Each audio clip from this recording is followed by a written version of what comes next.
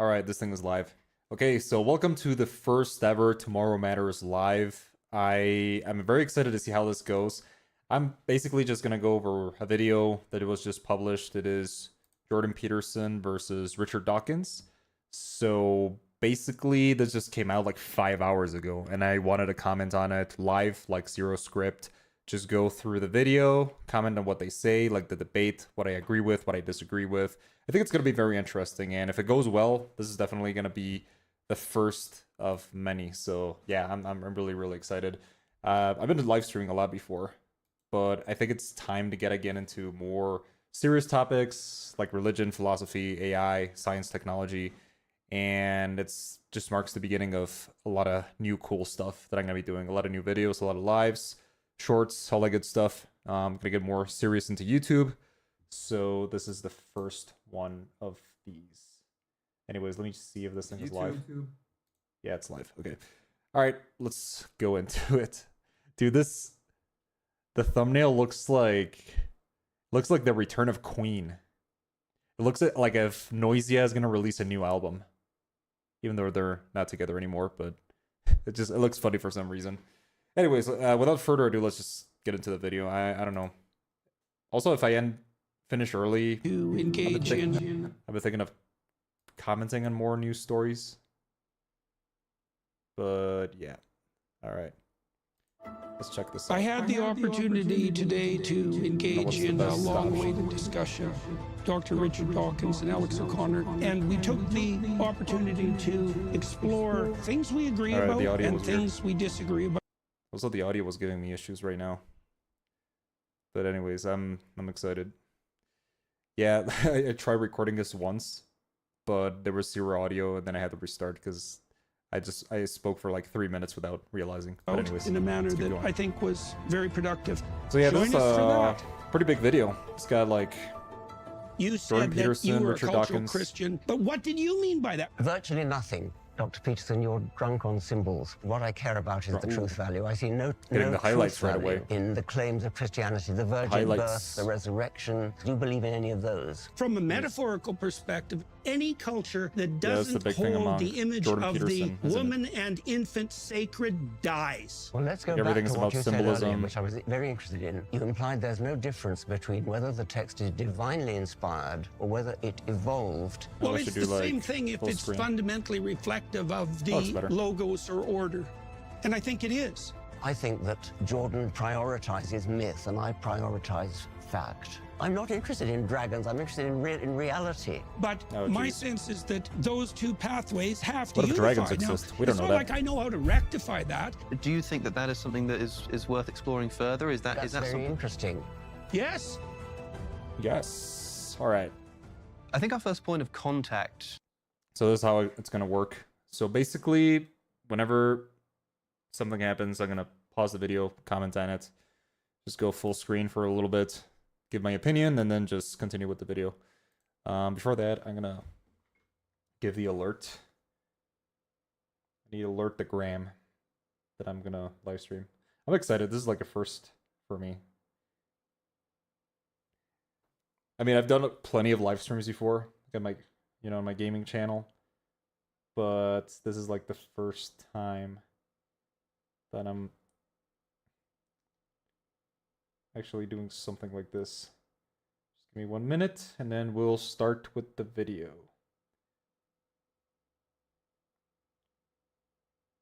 Also, I'm gonna update the channel too. I got like a new logo planned, new banner, new everything, so just on the side. Link. Zelda. Let's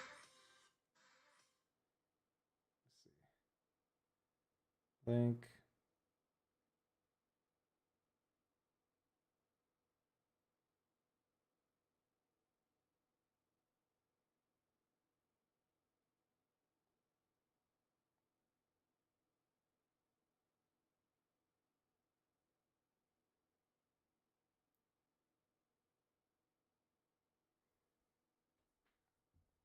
Let me see the post.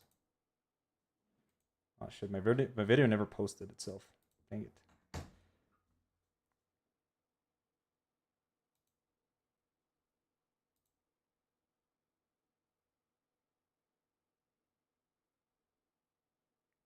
All right, never posted. Okay, let's start. in the spirit of finding those overlapping circles of interest between you two, will be the similarities, if there are any, between the concept of a meme and the concept of an archetype. So, Professor Dawkins, perhaps you can begin by telling us what Starting is a with meme? the memes. A meme is a virus of the mind. So Yep. it's something that spreads because it spreads because it spreads. It's something that spreads by imitation. As I understand it, an archetype is quite different from that, because an archetype is something which all humans have as a virtue of being human, something that's built in. So it's not something that spreads as an epidemic. It's something that we all have anyway. And I suppose that it could turn into a meme, but I would think it would be muddying the waters to even say that there's something very much in common between an archetype and a meme. Memes are not embedded into the psychology of people as No, they naturally as arise. an archetype. They're things like the backwards baseball hat, which is not an archetype. I mean, it's something that becomes fashionable and spreads as an epidemic around the population, which is very different from an archetype, which is sort of built in. Yes, I've heard you in the past, Dr. Peterson, say that a meme is very similar, if not. No, what this video didn't post. I could keep going. Almost identical. I don't want to spend too much time almost pausing as if you the kept video. pushing the idea of what a meme is, you might end up with an archetype, but Well, perhaps I not. think maybe the appropriate way of tying the two ideas together, given what Dr. Dawkins just said, is to notice the fact that something spreads because it catches, right? And so things catch because they have an emotional resonance. And so they attract people's interest. And so they attract them in an exploratory manner. That'd be one way of thinking about it. That would be attraction on the positive emotion side, or they attract them on the negative emotion side. And so that would loop the idea of the catchiness of a idea, a meme, let's say, with the more underlying motivational structures. And as the idea is more related to the action of underlying biological motivational structures, it becomes more and more expression of something that's instinctual and archetypal. Like Jung defined an archetype essentially as something like the manifestation of an instinct in image and then also in behavior. So the deepest level is something like the instinct, and that would be motivational or emotional drive. And then there's a manifestation of that in imagination and behavior, and it's more culturally constructed there. Then you could the also Daily Wire imagine that there logo are here. depths of these ideas. The baseball hat idea, Yeah, for Jordan example, Peterson that is would be something that's part of manifesting the Daily itself at Wire. a fairly shallow level. But there's a reason that the backwards baseball hat caught on. You know, it speaks of the moment for whatever reason, and it's linked to the biology through the fact that it captures interest for some reason. So perhaps something like the archetype being a more fundamental psychological concept that memes can then play upon. The backwards catches on. Well, that seems implausible to me, but the idea that the archetype could be a reason. Okay, so I see where they're going with this right now. I'm pretty sure this is gonna go like link into the whole subject of religion and how religions are shaped throughout time. I'm pretty sure they're gonna go into like that. Like that's kind of like the crux of the debate right now, because they are on opposing sides. I think Jordan Peterson is like he's like a Christian, but he has this idea of Christianity through symbols and through symbolism and like metaphors. And there was a couple of videos about that with, you know, like the way they analyze his arguments.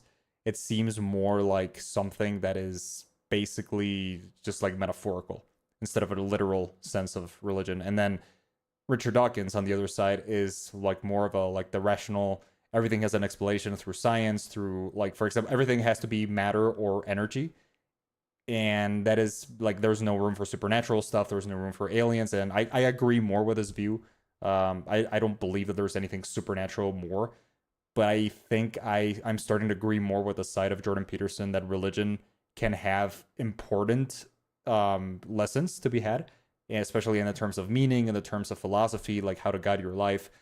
But when it clashes with the supernatural aspect, I feel like it is important to take these arguments into consideration. So I feel like that's where they're going with this.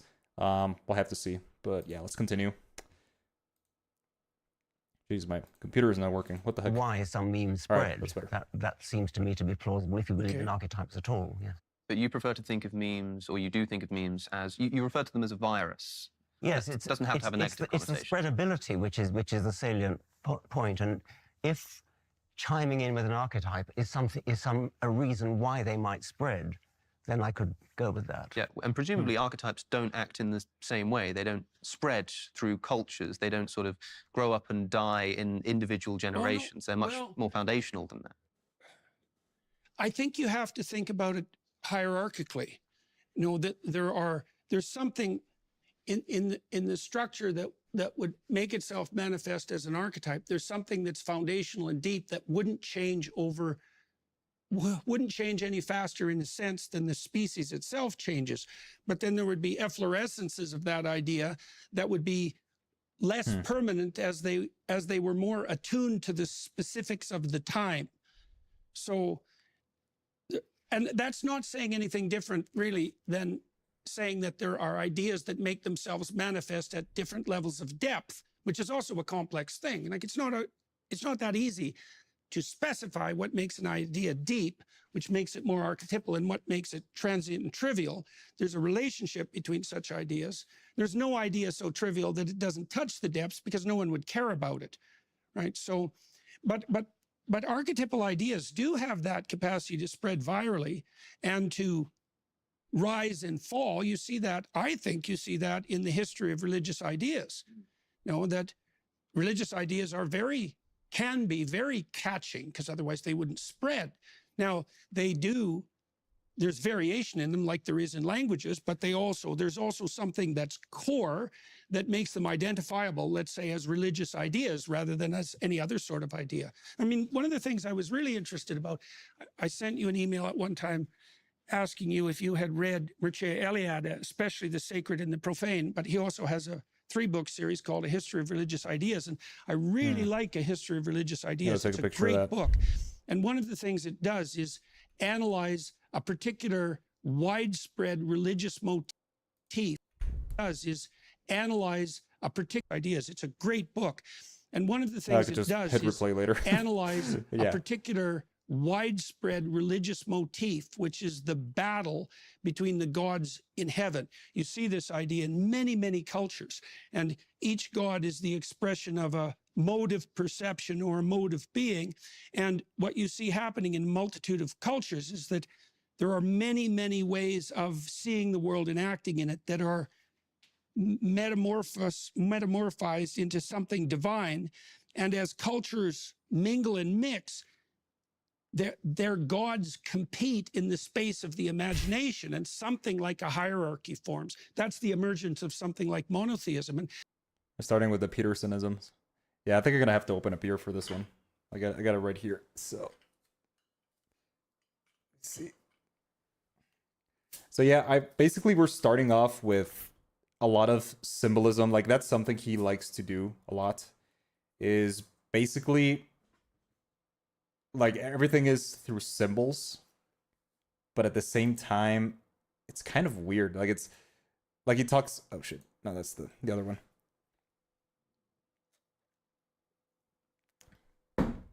So basically, his view of religion, I feel like it's way through symbolism. That's what he's gonna go into later, because he talks about this all the time. Is like basically everything is what they talk about archetypes. They talk about archetypical like themes that go throughout every religion, every culture, like the significance of, you know, like the family, the god, like nature versus, you know, human beings, you know, the struggles that people have to go through. These are universal things that no matter where you go, well, through the human experience, right? Like we're all the same species, so we all go throughout the same troubles and struggles, no matter what part of the world you go, like which kind of religion or culture, whatever you are raised.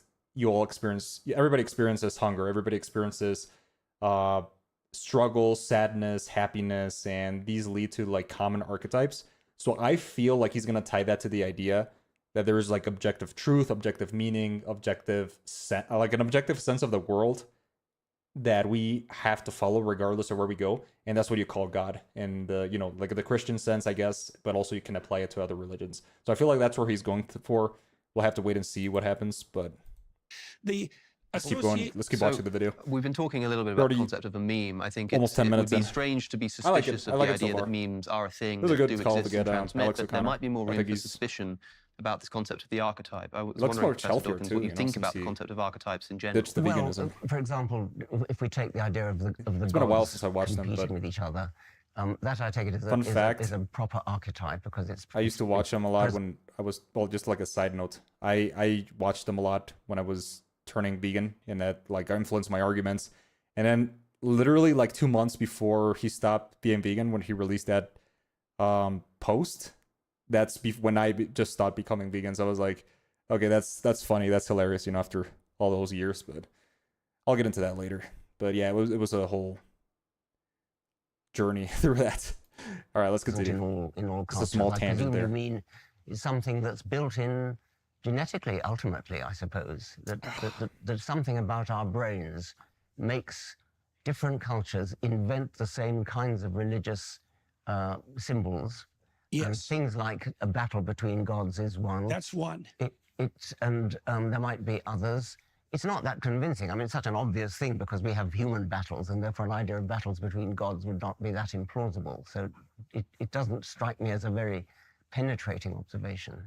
Well, I think the thing that's interesting about it, the thing that's been interesting to me about it is that a new book? is to start to understand the nature of the universal themes and how they're expressed in stories. I mean, one of the things I wanted to explore with you, because I think this is an idea that's at the core of the cultural conflict, is the postmodern types seem to have stumbled onto something which I actually think is true. And they're not the only discipline that's come to this realization, because you can see it emerging in neuroscience and in AI and in robotics as well, that we see the world of facts through something that, when described, is a story, because we have to prioritize our perceptions. We have to prioritize facts.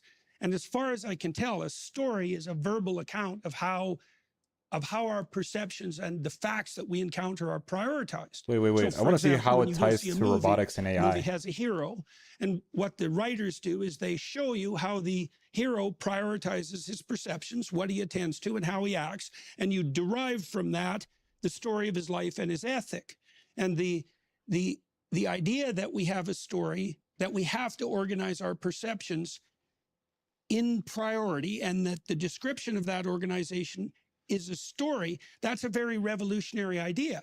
And I think the postmodernists got that right. And I think that's why we have a culture war going on, at least in part, is because the idea that we see the world through a story, or that Or a I'm still story hung is a up on the description of the robotics and AI structure thing. through which we see the world, I think that's accurate, because we have to prioritize our perceptions. So, And Professor that's Dawkins, a tricky problem. Well, I would prioritize my perceptions like this. The fact that I care about are the facts that are true and have evidence going for them. And I'm not that interested in symbols.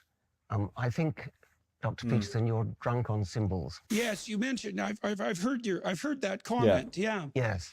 I mean, for example, I counted up in your book, We Who Wrestle with God, the number of references. Man, you got an early book. I'm jealous. All right, so I think he's basically gonna tell him that it's like you have to have an objective meaning of things. So you can't just go through philosophical arguments arguing that, you know, this is like, oh, it's just symbolic, it's something. Like, I feel like that's where he's gonna go. He's gonna strike, like, saying like, hey, do you actually believe these things, or do you think it's symbolic? Because that's something very important for Christianity. And there's also like the whole news that Richard Dawkins is a quote-unquote cultural Christian. We'll get into that later. But basically it means that somebody who, you know, you don't believe in Christianity, you're not like an actual Christian or an actual Catholic, but you still have, you know, like the values of Christianity and all that kind of stuff. And Jordan Peterson goes through all this, like, through the symbolic meaning, but he kind of falls into a trap of saying, okay, so we believe in, like, a lot of, like, yeah, basically you have to believe in all these things that happened in order to be Christian. You have to believe that Jesus resurrected, heaven exists, you know, like, it just varies very differently because religion is very different for each person. But at the same time, it's like you kind of fall into a trap if you say like, oh, it's all symbolic. And I think Alex O'Connor did a video about that. He said that basically Jordan Peterson is actually an atheist because he doesn't actually believe these things. He just uses the symbolic meaning to give meaning to what he's saying. But I think that's just completely wrong in the sense of what Christianity is, because then all the Christians fall into a trap if your leaders are like, Christian thinkers are saying, okay, this is not true, but it's symbolically true. Like it's not falling into the literal sense. So that's kind of what I'm afraid of that is going to happen right now. Well, not afraid of. I'm excited to see where the conversation goes, but we'll see. To Cain. There are 356 references to Cain in the book, and 20 references to the descendants of Cain. You're obsessed with Cain because Cain is symbolic of evil. All the evil in the world, you more or less blame Cain for, and this is Cain. I mean, you don't believe Cain actually existed, I presume. Yeah, that's where Since I joined forces with the Daily Wire Plus, we've built a comprehensive collection of premium content. Get the entire collection of Mastering Life, getting ads your with an ads. relationship with my series Marriage. In the series on masculinity, discover your purpose. In Vision and Destiny, develop a vision for your own life and close the deal with depression and in gospel time. Adventure. All right, let's go Well, I back think to of Cain as well. Do you believe Cain existed? back to the conversation. I think the pattern that Also, that's something I gotta mention quickly. I love the open discussion. I love how he invites people to challenge his ideas. I think that is crucial now in our day and age, where everybody's basically closed and everybody's like very conflictive, and people are getting canceled for opinions and they don't want to discuss, and they like debates get messy. Cain I think it's important to have represents is those an kind of eternal discussions. pattern, and so yes, it's a that's higher different. level of existence. That's different. I realize well, there that. are Cain types who exist, and they're Yeah, very well known. There are Oh, Cain here we go. types. Yeah, Here we yeah. go. Cain himself.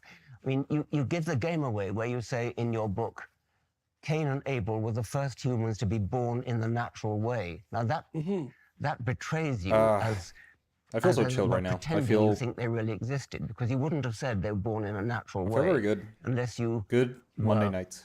muddling up facts with symbols. There. Watching Because you don't philosophical think debates. that Cain and Abel existed. Well, I don't.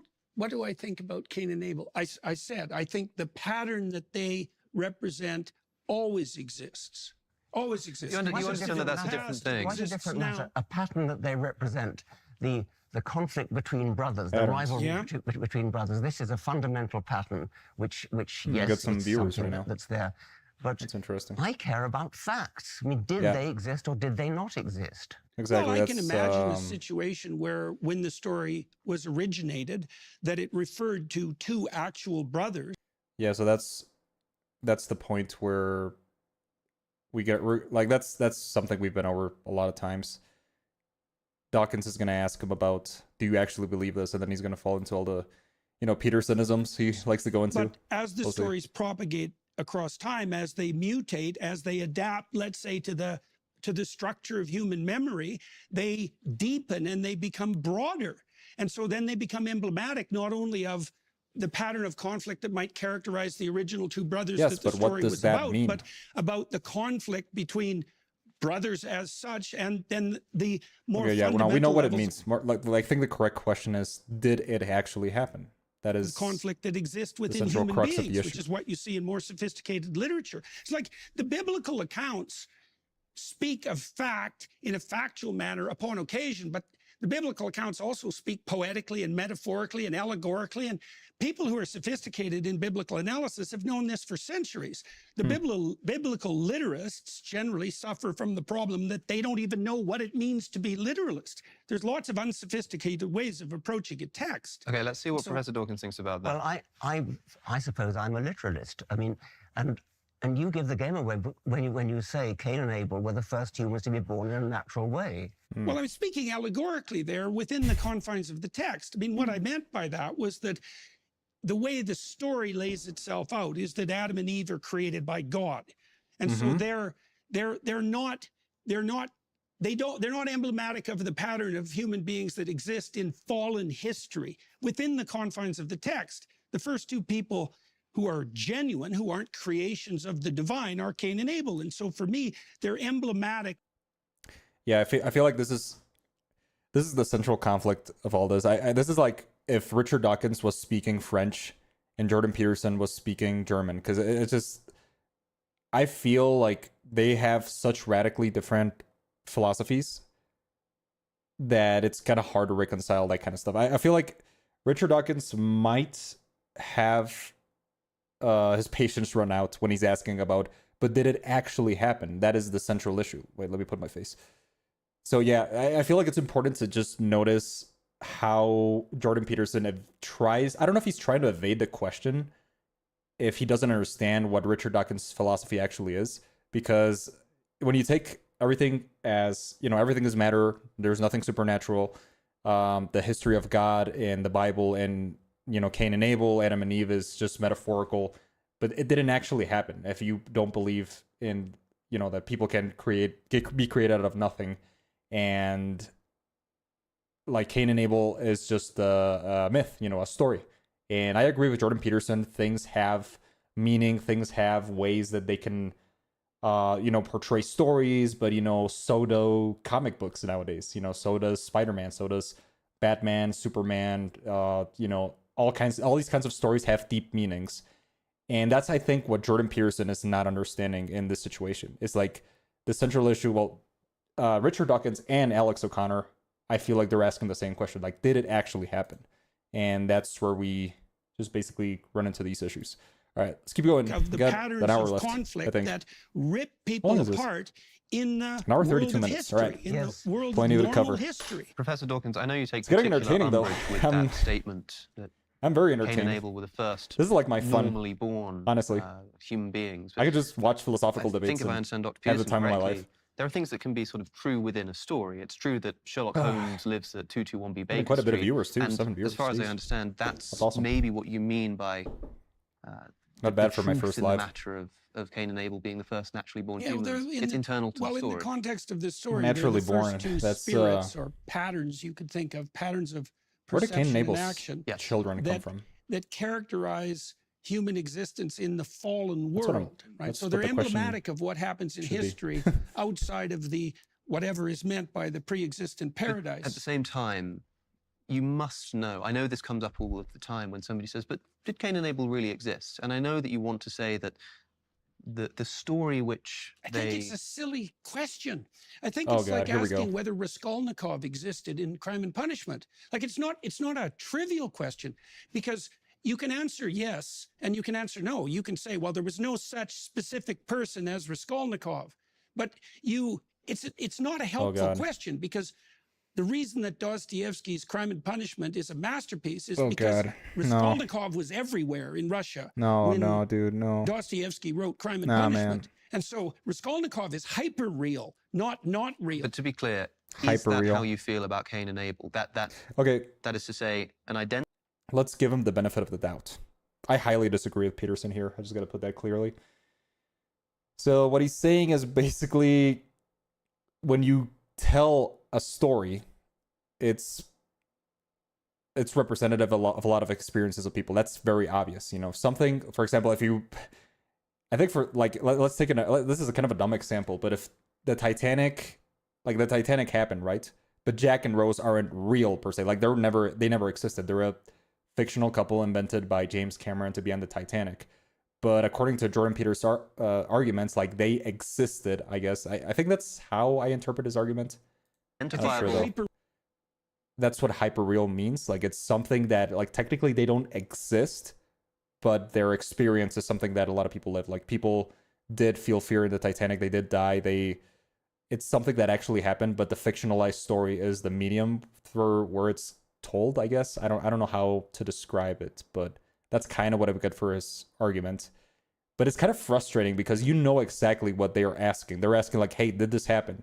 It's kind of like that. Okay, I've ranted for too long, but yeah, it's kind of like the question I think Alex O'Connor asked him in a separate video where he said basically, like, if you could take a camera, go back in time to when Jesus resurrected, put that camera, like in the footage, would it show him exiting the tomb?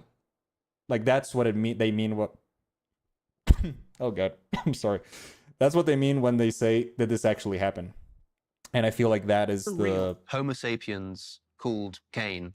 It's irrelevant. That is what they're asking, and that's what he doesn't get. Because even if they were real, Like, Yeah, we exactly, don't know yeah. anything about them as Well, of course they historical weren't real. Of figures. course, even if they weren't real, of course they weren't real. Well, like I said, it could have Richard been the Dawkins is case just having the time of his life. when He's the like, story originated, yeah, we got him, boys. way back We got when him. it originated, that the first people that were described by the first person who generated the seeds of the Cain and Abel story were referring to actual people. But it doesn't matter, because the text is being compressed and modified over a vast span of time. But at the same time, and you it's know he's been accreted through all this sorts before, of meanings so that certainly weren't he knows part the and script. parcel He of knows what whatever to the say. Yeah, original well, let's story take, was. take the point Alex was certainly making. Oh, man. Within the confines of the story, Dostoevsky was a great writer. What makes you think the writers of Genesis were a great writer? I mean, who were they? We know nothing about them. Well, I think they How's were the video great quality? writers, because I think I understand the patterning of the stories and what it points to. I think the idea, for example, You're that doing good. Cain and Abel are emblematic of two opposed patterns of adaptation to the world is brilliant. It's almost brilliant beyond imagining, especially because the story is so insanely compressed. And it's certainly evident to me as a clinician that the patterns that are portrayed in the story of Cain and Abel play themselves out in the real world continually and terribly. Continuously. Terribly. You think the author of that story in Genesis was a literary genius? Nah. I think that there's a spirit of literary genius at work across millennia, crafting that story so that it has almost an infinite depth. How that relates to the original author or sequential authors, I don't know, because it's lost in the seeds of time. It's lost in history. So the story evolved. You're saying the story, Like a meme. yes, it well, that's evolved. interesting. It evolved to match the contours of the human memory. That's Wait, what? exactly it, is that these stories, that's part of their archetypal nature. Like, so they have a emotional and motivational expression. So what he's saying is that stories evolve. I need to put this one a little below. There we go. Okay, so what he's saying is that stories evolve, but that doesn't make sense, because once the story is written, unless you do like some heavy censorship, that happens sometimes. You know, when you publish a story, it gets censored afterwards by people. That's certainly something that can happen. But once you publish the story, it remains that way for the rest of eternity. You know, like nobody's gonna come and just like modify it according to the times, I guess. But you could also, you know, argue that, for example, like the modern Disney remakes, to have like a modern example, take a story that's original, you know, like Snow White or, you know, Cinderella, Beauty and the Beast, whatever you want, like whatever story you want, and then they make a remake, which is taking the original story and changing it. But I don't think that's what he's referring to. I think that's something different. I don't know if that is the thing that he's referring to, that stories change. But I think what Jordan Peterson is trying to say is that, like, the way that stories interact with each other is dependent on the society and the culture that wrote it, and that's certainly true. But I don't get it how it makes any of these characters and any of their experiences real or hyper real or whatever term you want to use. You know, that's what I struggle to understand. As they propagate across time, they I guess also I'm a very literal evolve, so they're person, maximally memorable.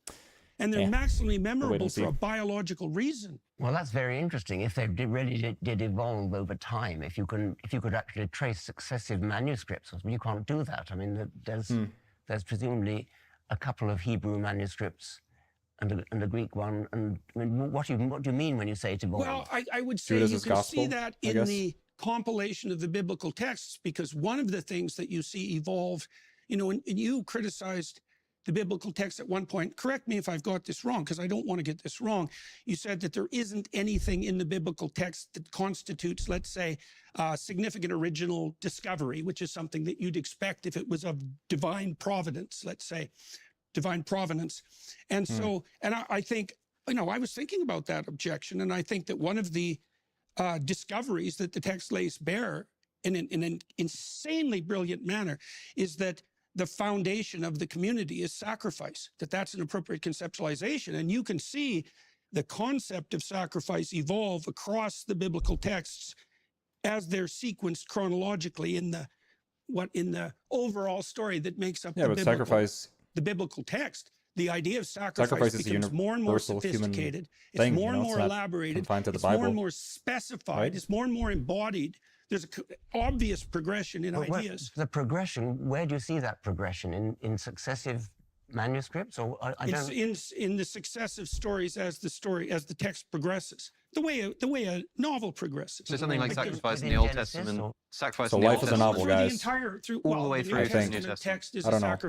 sacrificial story as well. The Passion story is a story of sacrifice. It is Everything indeed. from the moment sacrificial motif of the first human recurs beings continually through the biblical part of a text, novel. and it's Which elaborated I guess constantly. it's kind of true if Okay, so the criticism is you analyze history the as a Bible book. as a text gives us nothing to indicate that it has the beginning. divine origin. There's nothing that we can read in it where we think there's no way this idea could have evolved were it not divinely put into this text. That's a criticism that perhaps Is that Professor what you Dawkins think? made in the past.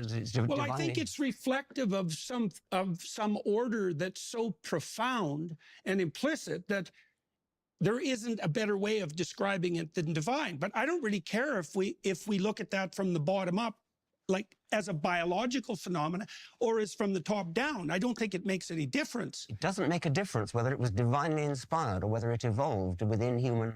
I don't think look, so let Okay, so I think we got to define what divinely inspired means. I think that we're gonna get into the nitty-gritty of if it's real or not. If it's like, I feel like when you get into divinity and what happens like beyond our corporeal world or whatever you want to call it, if it even exists or not, that is when you get into trouble, because how do you even define that? How do you even prove that it was divinely inspired? So I think that's what they're going to get into right here. We'll see. Let me ask you this. Like, I think that at bottom, truth is unified. And what that's going to mean eventually is that the world of value and the world of fact coincide in some manner that we don't yet understand. And I think that union, the fact of that union and the fact of that union is equivalent to what's being described as divine order across millennia. There's no difference. Now, and this is a tricky business, because you either believe that the world of truth is unified in the final analysis, or you don't. Those are the options. And if it's not unified, then there's a disunity. There's a contradiction between value and fact, or there's a contradiction between different sets of values, and they can't be brought into a unity. I don't believe that. Well, let's go back to what you said earlier, which I was very interested in. You implied there's no difference between whether the text is divinely inspired or whether it evolved in progression during a series of manuscripts, I presumably. really dig his tie. Now, I think that's Pretty cool. genuinely interesting, but it's a huge difference. It's not the same thing. It's a pretty cool tie. Either it was divinely want it. inspired or it wasn't. Well, it's Gonna buy it the on same Amazon thing as if soon as it's this is over. fundamentally reflective of and accurately reflective of the implicit logos or order. And I think it is. Like, let me explain that a moment. Like, it took me a long time to understand the concept of sacrifice in the biblical text, because it seems so anachronistic and so primitive, and primitive and not understandable. What are these people doing, offering, choice cuts of meat to a God that lives in the sky? Something disgusting about it. Well, I think. it's very easy to satirize, but when you what about start to polytheism? understand that perception itself is sacrificial That in went its for way nature, longer than and you start to monotheism. understand that there's no difference between work and sacrifice, that they're the same thing, and you understand that community is predicated on sacrifice, then the emphasis in the text on sacrifice starts to become something quite marked and remarkable, especially because it's implicit. It isn't obvious at all that the authors of the texts and the editors who sequenced them actually understood what it was that they were highlighting. So with regards to the community, why is the community predicated on sacrifice? Because it's not about you, the community. Every step you take towards the communitarian means that you sacrifice something that's local to what you want here and now, right now. I think you have to give something up. You're wandering onto something else now, which is something quite different. The notion of sacrifice, as you say, it goes right through the Old Testament and the New Testament. The sacrifice of Isaac or Ishmael by Abraham and the sacrifice of Jesus is the same idea. I think it's a very unpleasant idea, by the way. But what are you actually saying? Are you saying that Abraham did or did not sacrifice Isaac? Are you saying that Jesus really did die for our sins? I mean, Do you believe that? There are Do you believe that as a fact, that Jesus died for our sins? Spoiler alert. We have a big election coming up. Oh, and there's a lot at we stake. had a But here's something to consider. Regardless great- of who's sitting in the White House or in We got an ad right before the most interesting moment. financial, Classic. It's take just a action classic. now with Birch Gold. Text Jordan I don't care. today. I'm fine. Okay, so yeah, we're gonna get into Jesus. So that's the big one. That's definitely a big one. I'm not gonna lie. So yeah, I feel like it's important to separate. I think what they're gonna do is they're gonna separate like what happened before. Like the whole Old Testament contains stories that are, you know, you can argue a lot about it, but the big one especially for Christianity, is whether Jesus resurrected, whether the stories are true in the Gospels. And I feel like that's what they're going to go into right now. Like, I feel like that's definitely the one of the big issues is, do you actually believe in these things? Like, how do you reconcile the, you know, like your belief, your faith, whatever, with, you know, actual, you know, scientific fact? You know, it's like, how can you argue that someone rose from the dead? And that's where they go into like the question of, well, that's why it's called a miracle, because it's something that defies nature and reality. And that's something that I feel like Richard Dawkins is going to keep pressing. I feel that's pretty much the constant throughout this entire debate. He's going to keep pressing on that issue. It's like, hey, this actually happened, and Jordan Peterson's going to go through like his arguments until we reach I don't know if we're going to reach a conclusion. I feel like when it comes to these kind of like discussions around religion, we never reach a conclusion. But it's still fun to think about. It's still fun to get your mind going, you know? So let's just keep going. Let's keep watching. That I don't claim to understand. What my experience has been that the more deeply I look into these texts, the more I learned. That doesn't mean that I can proclaim full knowledge of what the texts proclaim. The difference between... But I don't think... Hold on. And I'm not trying to play a trick here. You know, I watched an interview that you did recently where you were talking, I think it was with Piers Morgan, yeah, about the complexities of trying to understand this strange realm of quantum phenomena, right? I don't know why your comment didn't show up, but anonymous user says, the difference is that Dawkins prefers to rely only on what has true false, whether Peterson prefers to dig deep into myth under the presupposition that scientific truth and value eventually coincide. Deep into myth. Yeah, I think so. I think so too. I feel like Dawkins is like, he has the material view of reality, and Jordan Peterson goes more into, you know, like the deep meanings of this kind of stuff. All right, Ed Zachary, yeah, but Dawkins goes beyond what is true false. All right, Ed Zachary's comment did show up on the video. That's good. Right, and we have a trouble with quantum phenomena because at the micro level, things don't act like things act at the macro level. So they escape our intuitions. And one of the things you said was that although it's perhaps even impossible for creatures embodied like us to get a grip on quantum phenomena, the strange wave-particle duality, for example. No, please don't go into quantum mechanics. Please don't go into quantum mechanics. Stellarly. And I would say exactly the same thing about the biblical texts. Is they run into a mystery, like there's a horizon. Dude, I'm still hung up on the whole robotics and AI thing he mentioned at the beginning. Like that's the one I'm interested in. It's like, how does it connect? Like I'll clip it, but there's like a moment in the beginning where he says, like, this connects with AI and robotics, but he didn't elaborate on that, and I was like curious to see where he was gonna go. I feel like mystery, he threw the quantum mechanics thing at Dawkins just to do not claim get to him off his guard, you know. But insofar as I've been able to understand the text, every time I make a improvement in understanding, it reveals something to me that's just like shattering. Quantum physics is deeply mysterious, and you're saying that biblical texts are deeply mysterious. The difference... Yeah, he was like, oh, he did not just bring quantum mechanics into this. You can feel like his frustration at that. Physics, yeah, predictions exactly. you derive from quantum physics are fulfilled to the umpteenth decimal place. The umpteenth decimal place, I mean, I think it was Richard Feynman says, equivalent to predicting the width of North America to the nearest hair's breadth. Now, that's impressive. That's no doubt. The mystery there, as it were, gains its credentials by its predictions. The mysteries of the Bible don't have any credentials at all, as far as I can make out. Well, I guess the credentials that I would put... You made a statement a couple of months ago that I found very interesting. And I don't claim to understand it, and I'm not trying to put you on the spot with it. You said that you were a cultural Christian. Okay, and so that raised a number of questions in my mind. Getting into the good and stuff. The first question was... You are changing the subject. I'm very curious about that. Well, he is changing the subject too.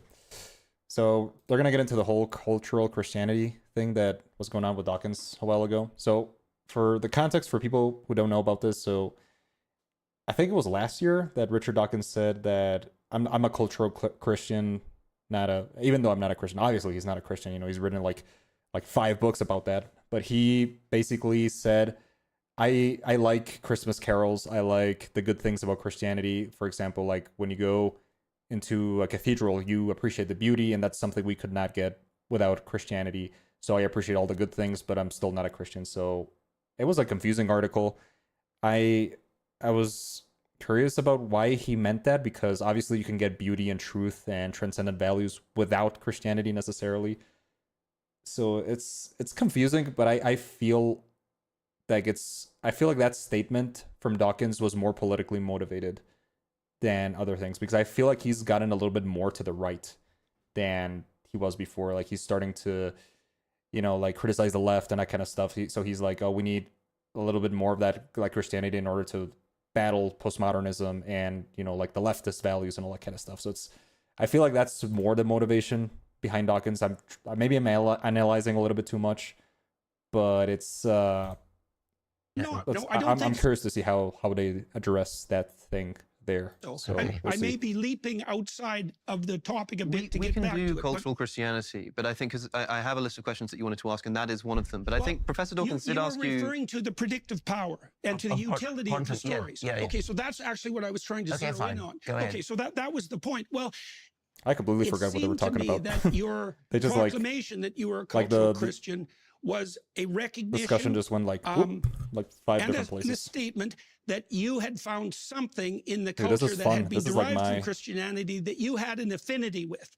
And that there's some reason for that. And one of the things I wanted to ask you is, well, what do you think that Christianity got right that allows you to make a statement like that? I mean, I know that there's differences perhaps in what we both think about the ultimate veracity of the biblical stories. Maybe there isn't differences. Like, it would take a lot of conversation to figure this out, but what did you mean by that? Like, what do you think that Christianity got right that would enable you to make a statement like that? Virtually nothing.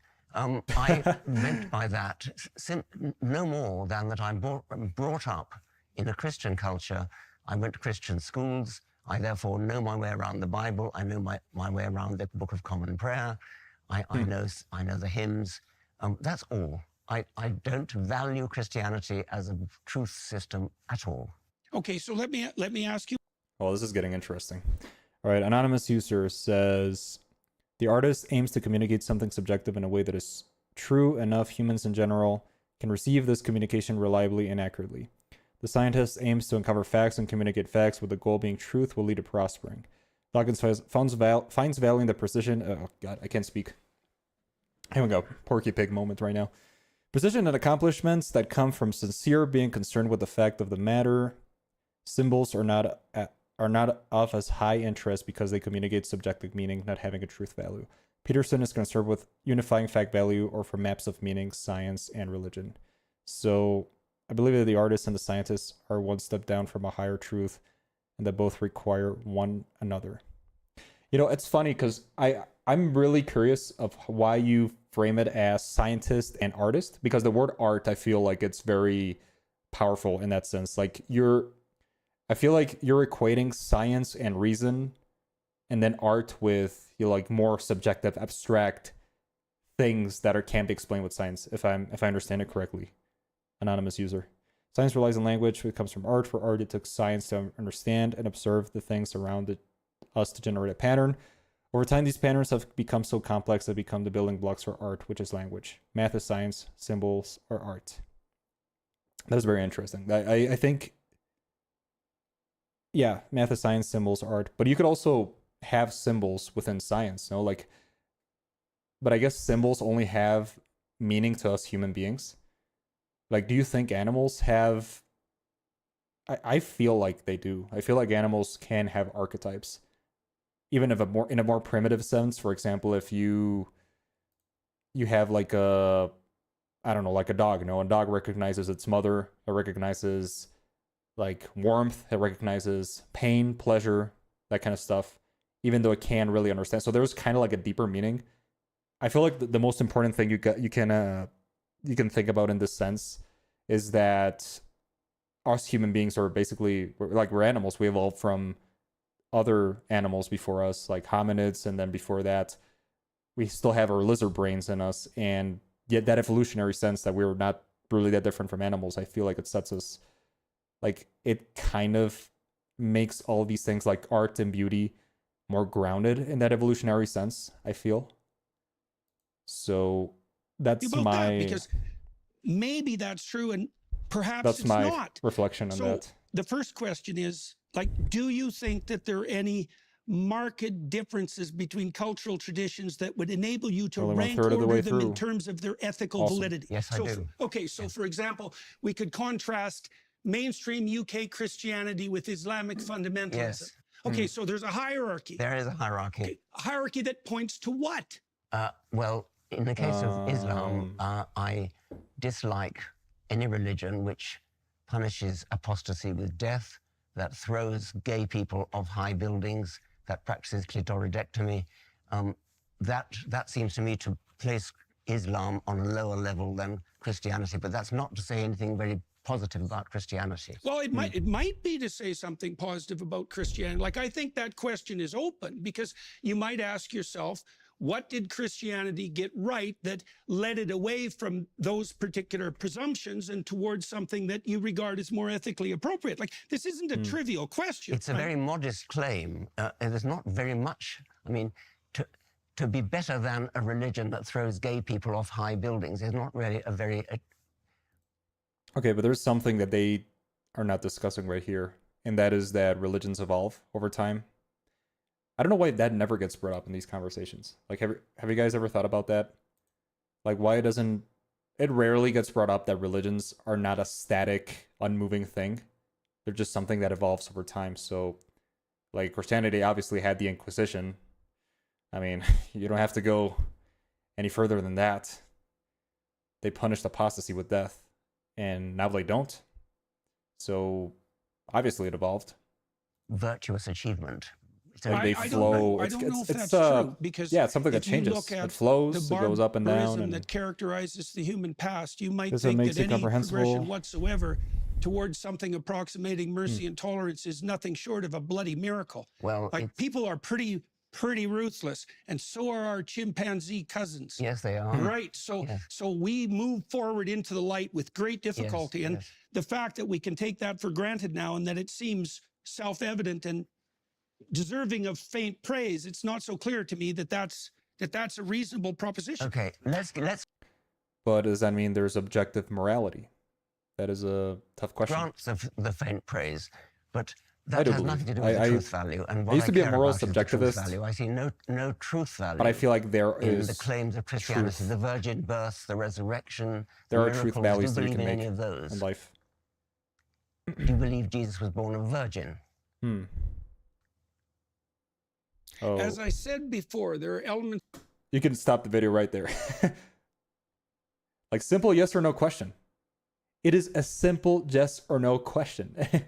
It's so fun, man. It's Jordan Peterson, dude. It's like, this always happens in all the Jordan Peterson debates, but it's like simple yes or no questions. And of the text that I don't feel qualified to comment on.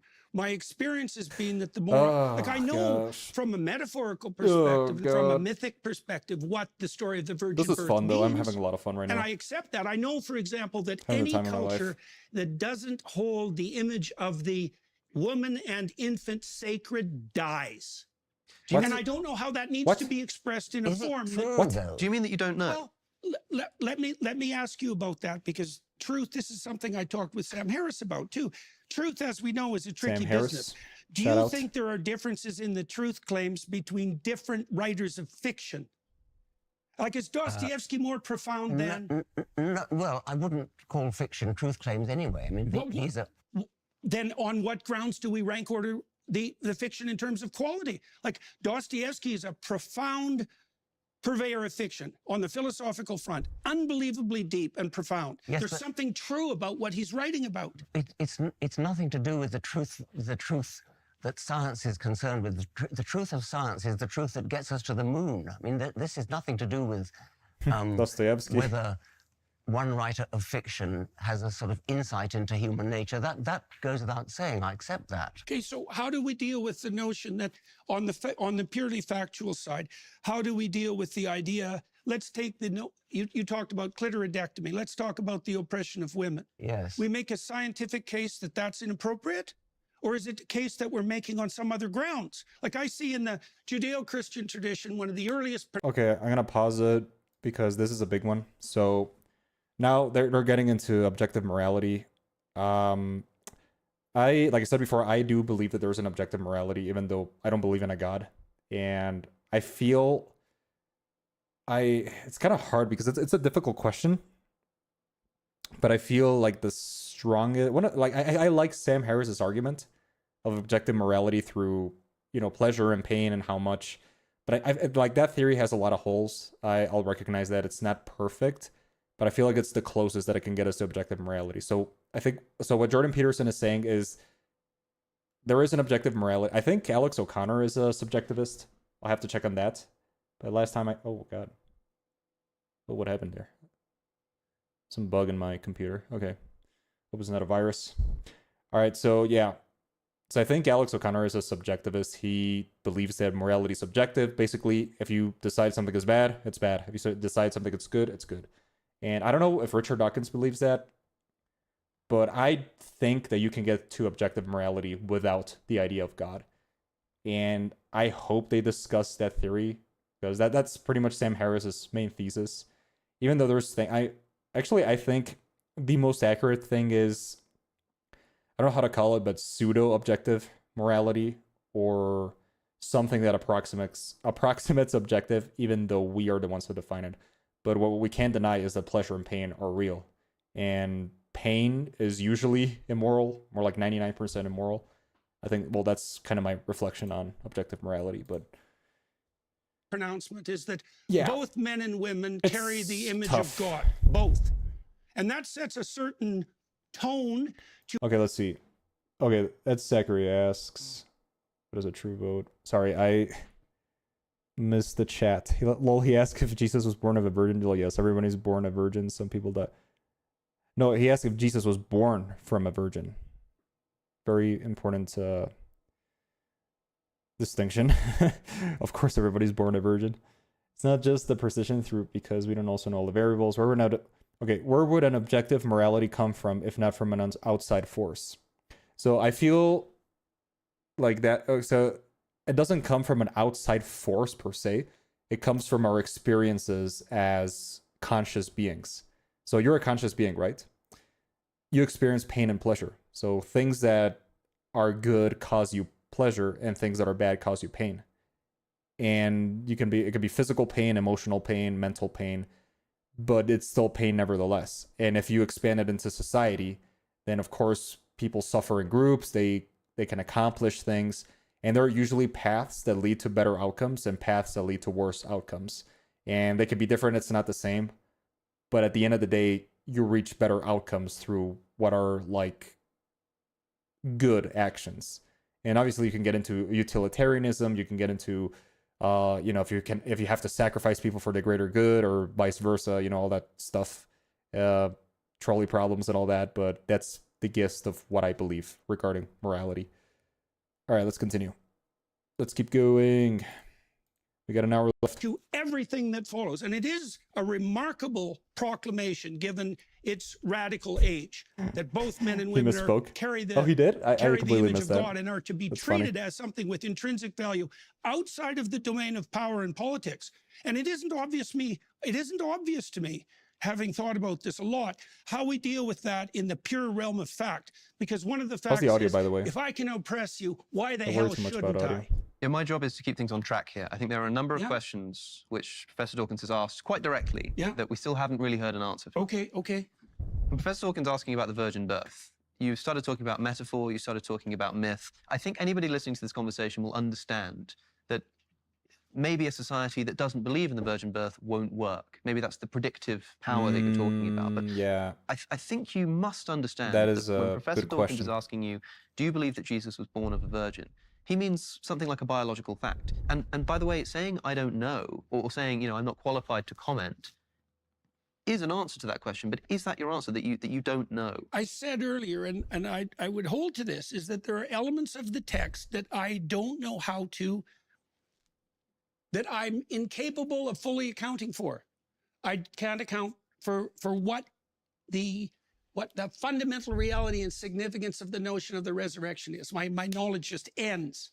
Sure, but I know that whatever happened as a consequence of the origination and the promotion of the Christian story was powerful enough to bring Rome to its knees and demolish the pagan enterprise. So there's some power in that story that's remarkable. Christian. Yeah, but you could argue the same out of literally any religion at any time in history. What about Islam? They conquered the Arabian Peninsula with Islam. Does that make them any more true? Like, what about all the other religions? They conquest, like all the conquest that was done in the name of those religions. It doesn't mean that it's true. It can certainly be a powerful story. I agree with that, but it doesn't make it true. Like, it doesn't make it like a true. Yes. Yeah. And, well, the virgin birth results from a mistranslation of Isaiah. You know that. Like these sorts of questions. What would you say? They don't strike me as. They're not getting to the point. I know the that. story I know has you a think purpose. that. Yes. Well, and look, I understand that there's. You see, that's what I meant when I said that Richard Dawkins is speaking French and Jordan Peterson is speaking German. Like, I feel like at a certain point you just gotta recognize that they have entirely different worldviews. Like, their brains are wired in different ways of seeing things. So it's impossible to get to like a, well, not impossible. No, I think through conversation, a lot of bridges can be united, and that's something that we need more as a society. Perfect reasons to like have debate people this. with entirely I know different that, and I worldviews to know come that together your question is and more than valid, but it's beside discuss the issue as far as I'm concerned, and it's partly without because, punching each other. well, when we started this conversation, I said, Without for example, stepping that away it, from it interviews. appears to be the case that a description of the structure through which we see the world is a story. We see the world through a story. And so that's a remarkable thing. That's a remarkable discovery, and it's emerged probably in the last 60 years in multiple disciplines. Because we have to prioritize our facts. And so we prioritize them according to a particular pattern. Keeping an eye on the chat. And there are patterns that seem to work and to propagate themselves properly and to Don't worry, I'm orient reading cultures everything. towards life Just- abundant. And there are other patterns, the pattern of Cain, for example, that lead to absolute bloody devastation. And I don't know exactly how to construe that sort of truth. But we talked about the oppression of women, for example. It's like, how do you make a case on purely factual grounds that women should be treated as equals? It's a moral question, and I know that's exactly. I was dealing with a factual question, which is, did Jesus have a father? And you won't answer it. Well, It's a Jesus different had an kind of earthly question. father and a heavenly father, like almost all mythological Wait, who's the earthly father? heroes. So he That's wasn't born of a virgin then. Yeah, what? How did I miss this? Or, okay, I guess he has a different meaning for earthly father. We need like a Jordan Peterson dictionary. That should be like his next book. Just like a whole dictionary of words he redefined, because that's something we certainly need. So you're saying that Jesus was not born of a virgin? I said, first of all, that I don't know how to mediate the fact-value dichotomy in that case. I said the same thing about the resurrection. It's not a value. It's a simple fact. I mean, did a man have intercourse with Mary and produce Jesus? That's a factual question. It's not a value question. You must understand what you're being asked here. That even if you think that, say, the Why do I feel like he's about to start yelling? Like his brain just reset. author of the biblical texts intended much more significance than a As soon as Dawkins dropped that banger, he was like,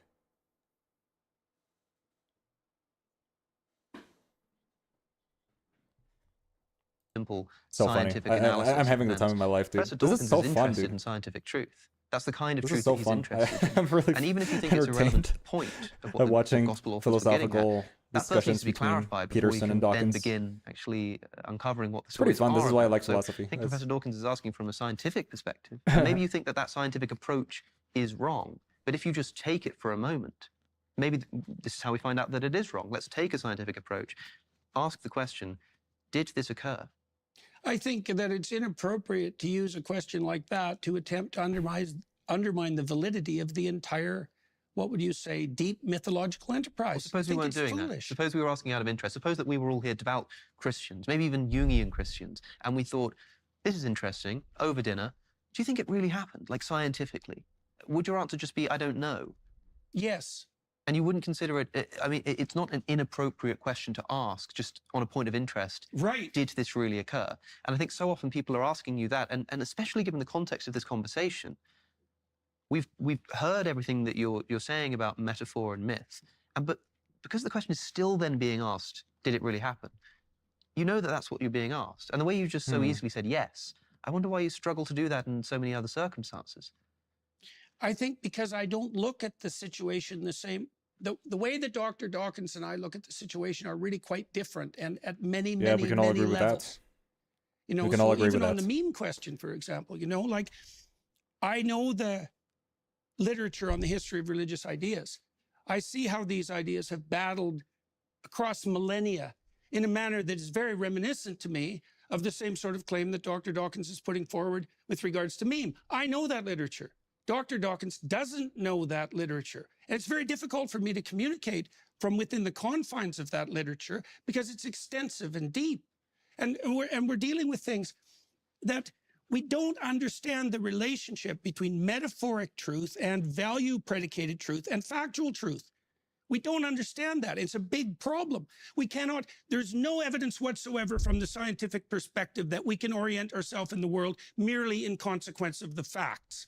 Sure. And that's a fact. And it's a fact that's been detailed out in great detail in the last 60 years by people from a variety of different disciplines. We have to prioritize the facts. That's a value hierarchy.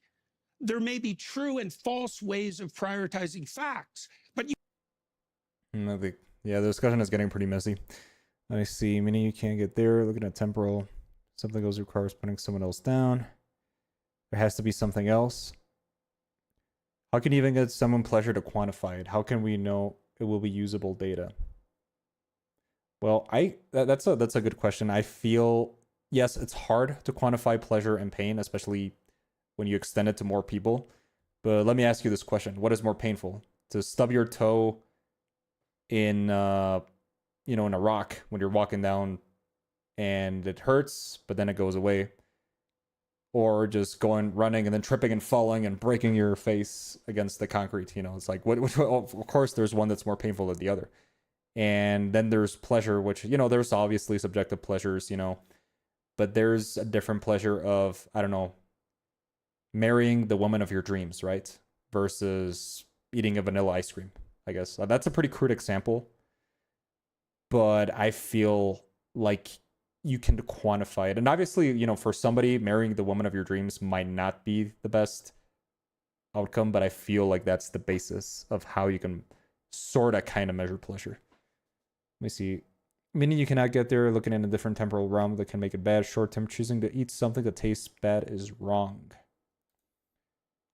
But in the lens of time to save, it is right. Yeah, I think that's utilitarian values, right? Like, okay, there's a better end to which sacrifice is the right choice, it makes it the right choice. But I feel like there's different ways to get to good outcomes, and there are some outcomes that are more desirable, some outcomes that are less desirable. Let's see. It's not a banger of a question. It's trying to win a debate without winning the argument or focusing on the wrong thing. I think Peterson is actually trying to get somewhere.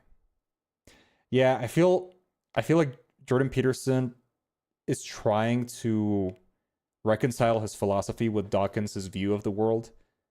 But I feel like he's making the mistake of going around in circles over the same things. And Dawkins is making the mistake of like pushing instead of asking follow-up questions to the things, like kind of sort of agreeing. Like you don't have to agree with Peterson, but you can at least ask like follow-up questions or say like, okay, I get what you're saying. I like the same way I'm doing right now, in the same way Alex O'Connor is doing. Like he's basically saying, okay, I agree with this you said. I think this has value, but I disagree. You can go through that. But I feel like Dawkins is making the mistake of just pushing. Let's see what else. Your dad is the earthly father, father here on earth, father not on earth. Earthly is biological, the other is God. Exactly. Yeah, that's what I also understood. That earthly means biological. So does Jesus have a biological father? That is the question.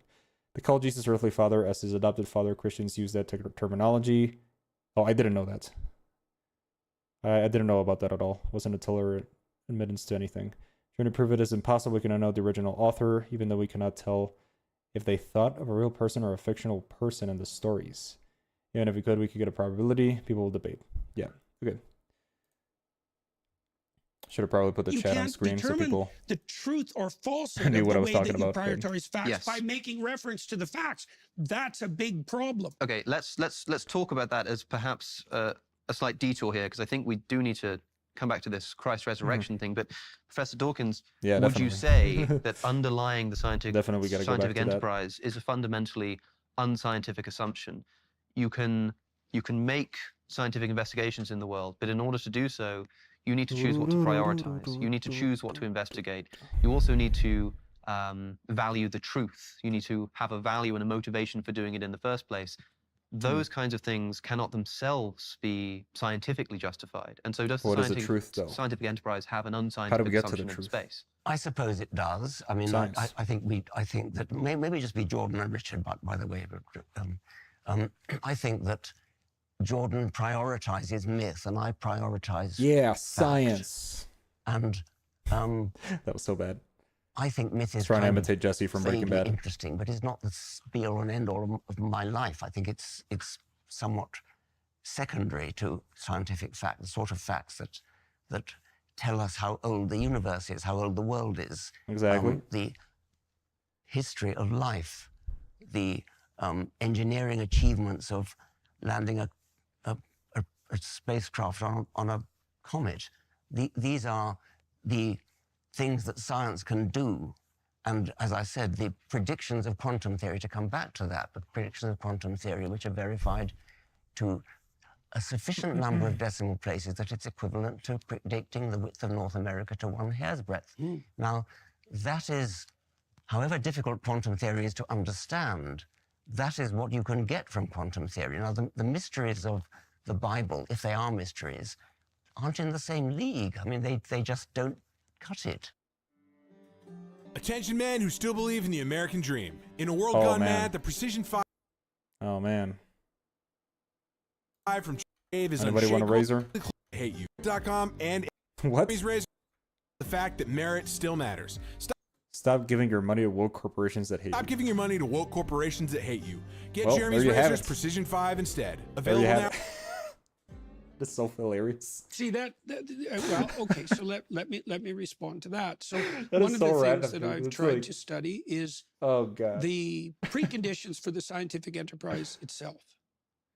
You appeared to agree Oh, with there you have Alex it, that guys. there might be I didn't want to buy the presumptions, razors, but that convinced me right axioms there. that need to be accepted.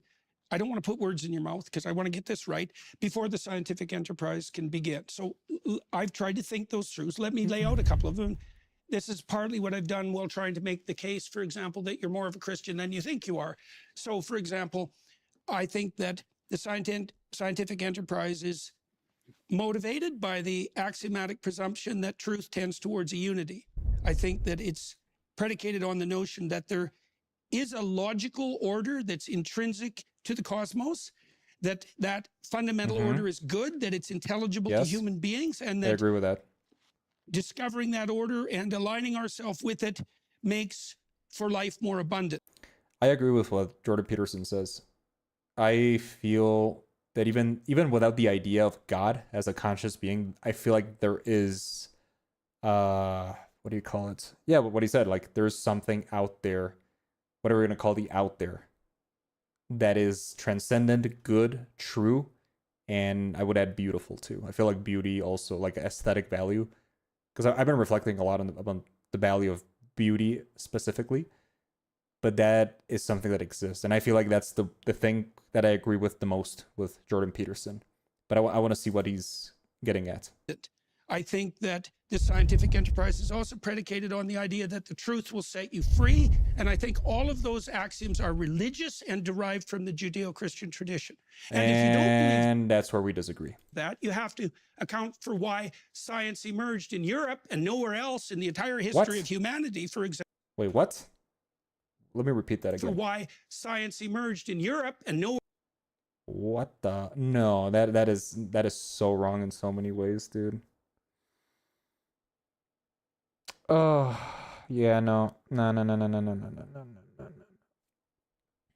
right, let's continue. Where else in the entire history of humanity, for example, and why it's under assault from like all quarters now as that I want to see how we got to that conclusion. underlying metaphysic disappears. I really hope that he's not serious with what he just said. You haven't had to be concerned Dude, with the we're halfway mythological substrate in we're your only halfway lifetime through. in some sense Dang. because it was intact. Yeah. And so the universities could flourish and you had your freedom, remarkable freedom to pursue your scientific enterprise wherever you wanted, and people lauded you for it. Like that time is threatened, and seriously so. And I think it's partly because these metaphysical assumptions have now become questionable, and that's part of the reason that I'm attending to them. It's not because I don't admire the accuracy of quantum prediction, for example, or celebrate what Musk is doing with his capability of sending rockets to Mars. It's like more power to the technological enterprise. But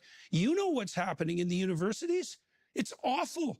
And that's not a scientific problem. It's okay. I agree about that. Okay. I think it's an interesting question why science emerged in Europe. I mean, and I'm not enough of a historian to know. It is even possible that Christianity did have something to do with that. Okay, I'm going to give him the benefit of the doubt because he just agreed on the science thing. I think they mean the scientific method because, science, like, people discover science. Like, you light a fire with a stick and a stone and you learn how to do that. That's science. Like, you know that cooking food is better for you. Like, if you know how to distinguish poisonous berries from regular berries, that is science. So I guess they're talking about like Francis Bacon and the scientific method, the Enlightenment. I guess that's what we're talking about. I have no idea I wouldn't what they mean by that, categorically honestly. deny that. But that doesn't I was about to say any Kevin way Bacon instead of Francis Bacon. increase my Stop me trust right in the like this validity of close to say Christian Kevin Bacon. propositions That would have been like so the dumb. resurrection, the virgin birth, and miracles. Yeah, dude, Kevin Bacon invented the Jesus is the scientific Son method. of God. Christianity That's how you know may you've have been had making a some lot kind of historical movie review videos and not enough facilitating philosophy effect videos. that led to the Renaissance, that led to the scientific revolution, and that would be a very interesting historical analysis. But it doesn't bear upon the truth of the propositions of the Christian religion. Okay, let's concentrate on the resurrection for a moment. Now, unfortunately, see, this is part of the problem. Part of the problem with discussions like this is that the mode of approach that's taken by the mythological tends to circle and wander. Like it doesn't, because you have to shine light on the problem from multiple perspectives. That's why it's often encoded in image, for example, or in drama. It's not the same tack as a purely propositional and logical argument, so it's more difficult to make. But let me tell you a story that I believe bears on the resurrection. You tell me what you think about it, because this is a very difficult story to account for. It's going to take me about 5 minutes because it's complicated. I'm going to go full but Peterson. there's no way around it, I don't think. So there's a strange scene in the Gospels where Christ tells his followers that unless he's lifted up like the bronze serpent, there can be no hope for the redemption of mankind unless he's lifted up like the bronze serpent in the desert. Okay, this is a very strange thing for someone to say. So you need to know what the story of the bronze serpent in the desert was and what it signifies. And I think we can understand it psychologically. I really do believe this. And the concordance of that story, which was generated millennia before with Christ's utterance, is something I just cannot imagine how anyone put those two things together, especially given the lack of explicit understanding about the relationship. So let me detail it. So there's a scene in Exodus, in the Exodus story, where the Israelites are doing their usual fractious foolishness and whining about the fact that they're lost and bemoaning the loss of their privileges under the Pharaoh and complaining about the power dynamics of their leadership. He's only going full Peterson if he tears up. Just generally being followers of Cain, let's say. And God, the cruel God that you refer to, decides to send among his suffering subjects poisonous snakes to bite them, which seems a little over the top, you might say. But in response to that, I would say there's no situation so terrible that some damn fool can't make it infinitely worse. And so that's what happens to the Israelites. I'm following so far. So they're being bitten by these poisonous snakes, and the leaders of the people who've wandered from God go to Moses and they say, look, we know you've got a pipeline to God, and you know there's a lot of snakes and they're doing a lot of biting, and maybe you could just ask him to, you know, call off the Somebody serpents. set a timer. And so Moses, who's not very happy with the Israelites either, decides that he'll go talk to God, and God says something very strange. He doesn't say, to hell with the Israelites, more snakes is what they need. And he doesn't say, well, I produced a snake, so I'll get rid of them. He says something very, very peculiar. He says, have the Israelites gather together all their bronze and make a giant stake and put a serpent on it, a bronze serpent, which is the symbol of healing, by the way, that even the Greeks use. That is symbol of Asclepius. The symbol of healing. Very old symbol, very widespread. It's still used by physicians today. And then he says, put it up where the Israelites can see it. And if they go look at it, then the serpent's poison won't harm them. And I read that and I thought, that's exactly what psychotherapists discovered as they all converged in the 20th century on the utility of exposure therapy as curative. And that's the pharmacon. A little of the poison that hurts you cures you. It's the same principle that's used for vaccines, by the way. So what we saw in psychotherapy is that if you get people to voluntarily confront the things that are poisoning them, so to speak, that hurt their life, that frighten them and disgust them, they become braver and more well adapted.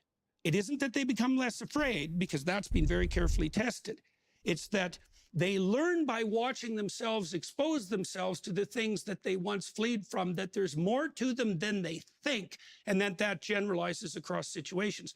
And it's the same mechanism that underlies learning as such, because children, when they learn, put themselves on the edge of ragged disaster, and that's where they advance. And so what God tells the Israelites, essentially, in this dramatic endeavor, is that it's dramatic. It's better for them to face the terrors that confront them than to be shielded from the terrors, or for them to hide from them. That they'll be better people if they face what's right in front of them, even if it's poisonous. And so it's like, okay, that's pretty damn interesting and quite remarkable. And then that symbol is used, for example, by the Greeks to symbolize medicine as such. But then there's this additional weird twist. Yeah, because of the story, no? Christ identifies with that bronze serpent. All right, this is... I feel like Dawkins and Alex O'Connor just forgot completely what they were talking about before that. But yeah, I feel like the story is supposed to be, well, yeah, an example of how stories serve for the meaning of, like, everything that goes after that, right? Like he says, physicians use this symbol nowadays. But you could argue that instead of a snake, they could have put like an eagle, or I don't know, like a butterfly, something like that, and that would have been the symbol after. Like, it all happens because of that origin symbol, right? You think, like, okay, why does it necessarily have to be a snake? A snake is just an animal. Or you could argue, well, snakes, you know, with the poison in the story. But, you know, spiders had poison too. It could have been a spider, I guess. I feel like I don't get what he's saying. Am I too dumb for Peterson? A peculiar thing for anyone to do. What exactly does that mean? Well, so then you might say, well, what's the most poisonous thing that you could possibly face? We'll never know. We'll never know. If you dramatize the idea of poison itself, if you wanted people to face what was worst so that they could become strongest, and the answer to that is the most unjust possible painful death and the ultimate confrontation with malevolence. And that's what's dramatized in the Passion story. Now, does that... Okay, so, yeah, okay, I get it now. I get it. But the snake is what was used, so what if it doesn't mean much? Yeah, but I feel, yeah, okay, I get his point. This is a way to make stories have that transcendent meaning and to portray that meaning in order to, for example, if you tell a story to, let's say you were living in, you know, primitive times, and obviously you're scared of, you know, dying, your children dying from disease, from hunger, from wild animals, snakes included. So there was a big fear of snakes. If you get bitten by one, boom, it was dead. It was certain death. Your children would die if they would get bitten by a snake. So obviously you had to create strong, powerful stories in order to prevent that. Because obviously, yeah, losing a child is like one of the most painful imaginable things. So the strength of the story, I guess, is proportional to the strength of what it means. So that's what I get from his Redeem everyone? speech Maybe. story, I think. Maybe the idea is that if we Exactly, were the snake courageous enough to symbolism look death in the face is used across time and unflinchingly, space. and if we spent our time putting our finger on the source of evil itself, it would revitalize ourselves to a degree that would be unimaginable. Now, as a biologist, you know, you could think about this too, because I don't remember the philosopher said it. I think it was Whitehead, but that might be wrong. We let our ideas die instead of us, right? So human beings have evolved so that we can undergo these deaths of our own ideas and the rejuvenation that emerges in consequence of that. That seems to be something like evolution towards what? Towards the process of sacrificial logos as the thing that redeems human beings. And that makes us biologically unique too, because we can die in ideation and imagination instead of dying in actuality. Does that fundamentally redeem us? Does that deliver us from death and evil? Maybe. Like, the job isn't done, obviously. Richard, the story that we've just heard, the Old Testament bronze serpent, it's rhyming with the New Testament Christ depicting himself as that bronze serpent. I think, from Jordan, if I may, as Richard suggests, from what I've heard you say before on this same story, there's something about that that harmony between that New Testament Jesus and that Old Testament story, which is so profound and so impressive that it's difficult to imagine it having sort of naive human authorship. What do you make of that story and of that assertion? Well, it doesn't impress me. I mean, That is so funny, dude. All right, let's keep seeing. It's just so funny, like the whole story, and then, yeah, that doesn't impress me, not at all. Yeah, that's classic Dawkins, man. I love him. I don't understand why you would say that has... I don't think Jordan actually said it had a divine... Yeah, I gave Peterson the benefit of the doubt, but Dawkins was just like, yeah, I'm not impressed. Inspiration, maybe he did. Right. Not divine inspiration necessarily, but more than just, as I say, naive human authorship. Not like someone just sat down and wrote the story. At minimum, the story was made by humans. That's what I believe. I believe every story was made by humans based on fears and love and sacrifice and all those things that unify us. Move, especially given the fact that that relationship hasn't been explicated before. Do you think, for example, if you were looking in Scripture for something which would identify this as a God-given text, maybe you as a scientist would look for some scientific information. It might have told you the shape of DNA or something like that. But do you think which Jordan actually thinks, yeah. Yeah, we can perhaps get onto that. But do you think that a literary brilliance of a similar kind or a similar intensity, that if the Bible is not a scientific text, you might be looking for something some scientific fact which you couldn't have otherwise known? Is it possible that some kind of genius moral move or literary move could also indicate that this is something more impressive? Yeah, I think like Dawkins has. Oh wait, hold on. There's somebody new. Kevin Temple, welcome to the live stream. Says, I don't think Dawkins disagrees with the value and the meaning of the stories. However, I think they both have a fundamental disagreement about what's interesting in regards to the Bible's existence. Yeah, that's what I was commenting before. I feel like they have just fundamentally different values, and that they can't really agree in a lot of things because they're the way they think and they process like the arguments and the value and meaning of stories, and it's very different. For example, Dawkins thinks of it through a scientific point of view. I agree with Dawkins in a lot of ways, but I feel like Jordan Peterson nails the whole aspect of meaning. You see, the idea of the snake that goes throughout time. All medicine was founded on giving a little poison to cure a lot. That or excision of infected tissue spirit. That's pretty cool. I didn't know that. Didn't know that the snake had like a whole other symbolism behind it. But yeah, I feel like it's More or less asked me whether what would impress me, and I'm a naive literalist, and so I would say I feel like they're both making big mistakes in the way they process the other one's arguments. I feel like Dawkins is still too, I don't want to call him stubborn, but a little, like, he keeps pushing the same issues, and he doesn't give Jordan Peterson the benefit of the doubt. And Jordan Peterson, I feel like he likes to listen to himself speak a lot, but he doesn't try to see things from Dawkins' point of view. But it's a good discussion. I'm having the time of my life. I said something like, I love this. I definitely gonna make more live streams like this one. Object in rotating around the sun, something like that. They never do. I mean, it's always some kind of moral lesson which leaves me cold. Well, why is it that there is no? I mean, they say that God meets you where you're at, right? And there are some people who just care about scientific truth. That's what they know. That's their profession. Well, Someone like Richard. Why is there not anything in the Bible for them? Oh, I think the idea that sacrifice is the basis of the community is a Well, the Bible has historical text, doesn't it? Isn't history part of science? Like, history deals with the truth, like the truth of what happened. If you say, I don't know, World War II started in 1876, that would just be false. You know, that's not true. But if you say World War II started in 1939, then that's the truth. That's something that is grounded in objective truth. You can't go around making your own truth. So I guess if the Bible has pieces of historical fact, then that is something that I guess you can agree with the Bible, even if you're an atheist. remarkable That's an interesting and question. scientifically I would valid like to, hypothesis. I think that it's precisely akin I don't understand. to the, Hold on. what would you say, to the process of cortical maturation. I think they're the same thing. Because as we mature, Wait, that's a good one. Ed Zachary says, I don't understand does not equal it's not true.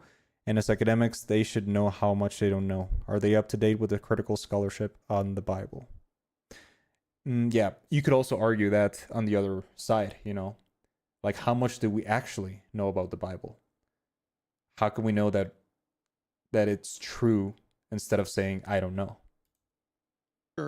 we move farther away from the immediate gratification of our self-centered emotional and motivational needs to a ethos of care that brings our future self into the picture and a wider and wider array of other people. And I think that's associated with cortical maturation. In fact, I think the purpose of the cortex, a purpose of the cortex is to bring the dynamics of the short-sighted underlying motivational and emotional We're getting into systems neuroscience. into Nice. the kind of harmony that allows for communal existence and the protection of the future at the same time that the present is, what would you say, cared for and attended to. That there's a kind of harmony there. There's also a pattern there. It's not arbitrary at all. And I think we know this biologically, is that the number of ways, and I think we already alluded to this, the number of ways that a society can organize itself so that each individual can harmonize their own future with the present and do that simultaneously with many other people, there's a very limited universe of possibilities there. Limited universe. Richard asked you before about the difference between a story or an idea naturally evolving over the course of numerous manuscripts and throughout human history, and the idea of it being divinely inspired. And you were seeming to imply that these are almost interchangeable concepts. Now, if that's the case, when you say that this divine spirit behind the Bible is actually just the way that it has evolved throughout the human history, throughout the different manuscripts that we've had, then saying that that is what divinity is, I think for you may drag the mundane up into the realm of divinity. But I think for people like Richard and for many people listening, what it does instead is drags the divine down to the realm of the mundane. Very well put, yes. When we think about wildly successful businesses, we God. often focus on their Dude, I got YouTube Premium Great just for this products, video. secret And we cards, get ads and like we this market is like the fifth ad growth-minded we've customers had are so far. buyers you're ready daily wire P. That's Shopify I don't know why it would. /JBP. Dude, Well, if I didn't get YouTube Premium, I would be getting like 60 ads, so we're doing good. Well, This I is a don't great know live why stream. it would drag the I think I'm gonna do this more divine often. down into the realm of the mundane if we're speaking of something like the straight and narrow path of harmony between multiple modes of being. I don't think it doesn't make any difference to me whether it's the material reaching upward or the divine descending downward. I don't think there's any difference between those two Well, things. you don't. That's exactly right. That's the problem. Well, I don't. You don't see the difference. Well, look at it this way. So, for example, in this conversation, you know this to be the case. Like, there's various ways that this conversation could go sideways, right? Seriously, like we could, but either of us could try to win. Either of us could try to demonstrate our intellectual superiority, right? Each of us could misrepresent the other. Or we could both try, and I do think we are in fact trying that, and I think Alex is helping along with that just fine. We could try to follow the thread of the exploratory truth and see if we could get somewhere. Now, I don't think there is any difference between that, by the way, and what's expressed in the biblical texts as the spirit of the Logos. That's why we have dialogue. I'm very interested in the possibility that truths emerge through evolving manuscripts. Now, that's a very interesting idea, and it's totally different from divine inspiration. And I want to pursue it because I don't believe in divine inspiration, but I would be prepared to believe in evolving manuscripts. Well, I would say this is why I had set forward the possibility of taking a look particularly at Mircea Eliade, because that's where you'd find the best work. He's brilliant. I believe that if you studied the history of religious ideas, it's a 3-volume manuscript, or the sacred and the profane, which is probably his single best work, that you'd see I'm gonna Google that right now. profound analogies between the manner in which you've been construing the world biologically, including by Mircea Eliade. I think I just mispronounced that horribly. This is one of my favorite books, blah, blah, blah. The Sacred and the Profane. It's a book, Contrast in the Central. So, yeah. The Nature of Religion. the trains of thought that led you to the development of the idea of the meme. I really believe that. Well, analogies is one thing, but is it the same thing? I think it's I'll the check it out same. later. I do. I'll put I it on think- my read look, list. I don't know. Even though my That's read why list I'd is like a your mile long by opinion this on point. it. You know, well, seriously, like, it's a complicated question. It's a complicated question. Most people don't know both literatures. There's not a lot of people to discuss this. I feel like the conversation is getting a lot messier right now, so I'm gonna read the chat. I personally believe the Bible and Okay, Kevin says, I personally believe the Bible and religions are a product man's realization of having experienced postmodern scarcity. Scarcity meaning an age of abundance, given this is a natural state you being. You can see sin as life choices which decrease the quality of life for having engaged in that decision. Yeah, I totally agree with that. I agree with Kevin Temple. So sin as life choices decrease the quality of life. I feel like sin, like going back to Peterson's points, everything that is related to religion, I feel like it has metaphorical value. For example, like, what is a sin? You know, what is sin? Like, who's keeping track of sins? If you don't believe in a God, then, like, obviously the question doesn't make any sense. But the idea of sin helps you to make better choices. These books are written way before the modern era, let alone postmodern. Not sure what you mean there, let alone postmodern. Let's see, yeah, but that's not what sin means. Which book at Zachary? Sin means to miss the mark. It's an archery term. It implies a purpose. Oh, I didn't know that. That's pretty cool. I like, seems like we got several linguists, because I didn't know like a lot of the meaning behind like a lot of the Camille Pelly about this. significance behind the words. That you see, that's why it's important to study to like these kind of fields. Like, you would not usually relate to philosophy, like linguistics, sociology, even biology. I feel like She studied the everything work just of a connects man named to each Erich other. Neumann. Neumann wrote a book called The Origins and History of Consciousness, which is a work of genius, and also another book called The Great Mother, which is a study of the symbolism of the feminine. It's a great book. Palia told me that she believed that if the Academy would have turned to Erich Neumann, who's a student of Jung, although the greatest student of Jung, and maybe one who surpassed him, that the entire culture war that's torn the universities apart wouldn't have happened. People don't know this literature. And let me give you an example of this. You tell me what you think about this. Okay, so I spent a fair bit of time studying the psychophysiology of the hypothalamus. Okay, so the hypothalamus is set up, it's got two halves, basically.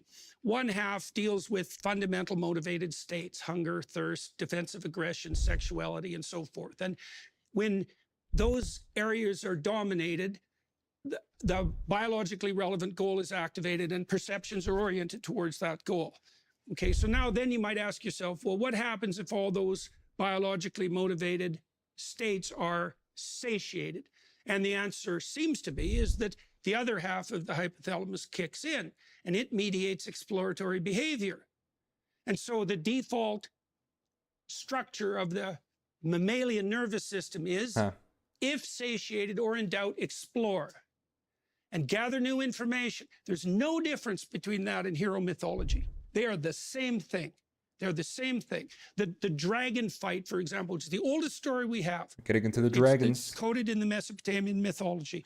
The dragon fight story is explore the dangerous unknown, discover the treasure that revitalizes the community. There's no difference between that and the science that you practice. They're the same thing. What do you think of that, Rich? And that is why Elden Ring is so awesome, because come on, dude, dragon fights are badass. Like, I don't think it gets any better than a dragon fight. Like, I feel maybe that's also why the House of the Dragon and Game of Thrones were so successful. Same Just a little tangent, but yeah, that's why I love dragons. Story. I don't know what to make of that. I mean, you say they're the same story. You And that's why you should play Elden Ring. The dragon fight to. There's plenty of them. Well, how many there. dragons have you overcome in your life? I'm not interested in dragons. I'm interested I love that. in reality. Okay, so okay, so I read a Come on, dude. You're never a kid? You never went to your backyard, grab a stick, pretend you're fighting a dragon? You got two dragons over here. Aren't dinosaurs technically the real life version of dragons? Like, it's funny. Like, they're both lizards, but that described the. I guess there's something about giant reptiles that always, made humanity curious about them and representing all those, like, I feel like what Jordan Peterson says is, like, it represents what you have to overcome, like this giant obstacle that can kill you, that can destroy you, but you overcome it anyways, and that's why there's so many dragon fights in fiction. That's a cool theory. I like that. Anyways, I'm a fan of dragons. Describe the biological reality of the dragon. Say, well, there's no such thing as a dragon. It's like, okay, is there such a thing as a predator? Of course. Well, that's a meta category. What's the category of predator? Bear, eagle, if you're a primate. Fire? Is fire a predator? No. Well, it's complicated because a fire kills you. Okay, so is there a worse predator than serpentine, flying, fire-breathing reptile? Is that not the imagistic equivalent of predator? So in what way, if predator is real, in what way isn't dragon real? It doesn't take that much imagination to see the identity. And then wouldn't the fundamental task of edible primates be go into to the figure Peterson out how to highlights. overcome the dragon forever? I don't know why you say dragon. I mean, we have lions, we have tigers, we have saber-tooths, we have Why not tyrannosaurs abstract? out there. But dragons are awesome, dude. You don't get it? Nah, I'm just Right, kidding. but why not abstract? Because Dragons are it's for the awesome. same reason that we have the term predator. Like, we have the term bear, Elden lion, Ring is awesome. Komodo dragon. Come Well, on, you make an man. amalgamation, you say, well, the relevant. Wait, hold on. This is good. This is a good one. So Kevin Temple says, Richard doesn't give a shit about any of this stuff. That is true, and I feel like that is my main criticism of Richard Dawkins at this point, because he's basically... I get his point. I get the scientific point of view. I share that point of view. If you see my other videos, you'll know that my philosophy is scientifically minded.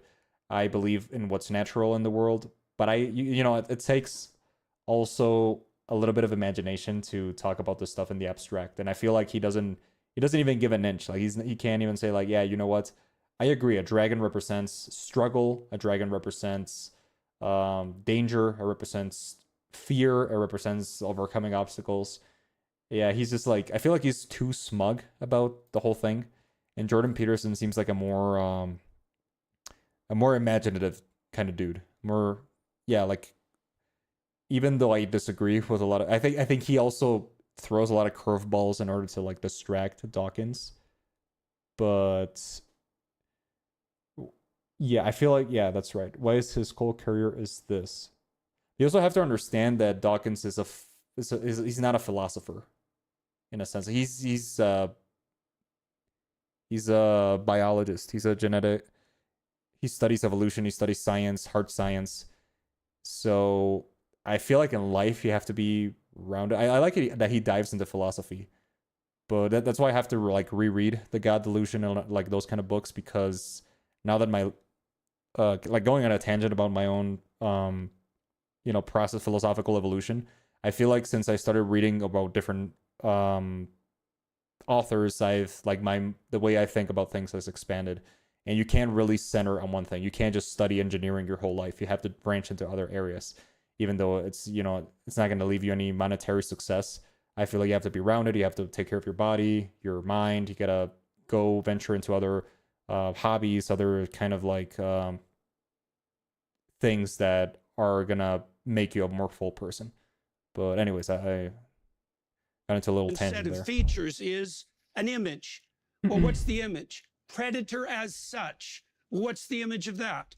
The dragon that never disappears. And then there's a twist on that, which is so cool. It's so interesting because you can imagine rabbit mythology, which would be something like, if he's not a philosopher, why does he try to speak on this so much? Ed Zachary says.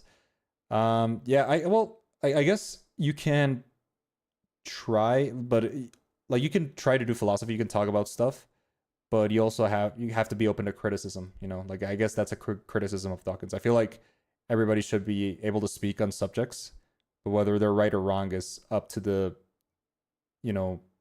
the criteria of the people who listen. predator appears, freeze. But that's not the human story. The human story is predator appears, there's a treasure somewhere. No way. That's a completely different pathway of evolutionary significance. Like the way that we construe the world isn't freeze like predator. It's like, oh, there's a predator. Yeah, this is the point where we reach Super Saiyan Jordan Peterson. Like the Peterson meter went from here to here. Maybe there's something valuable lurking in our conflict with it.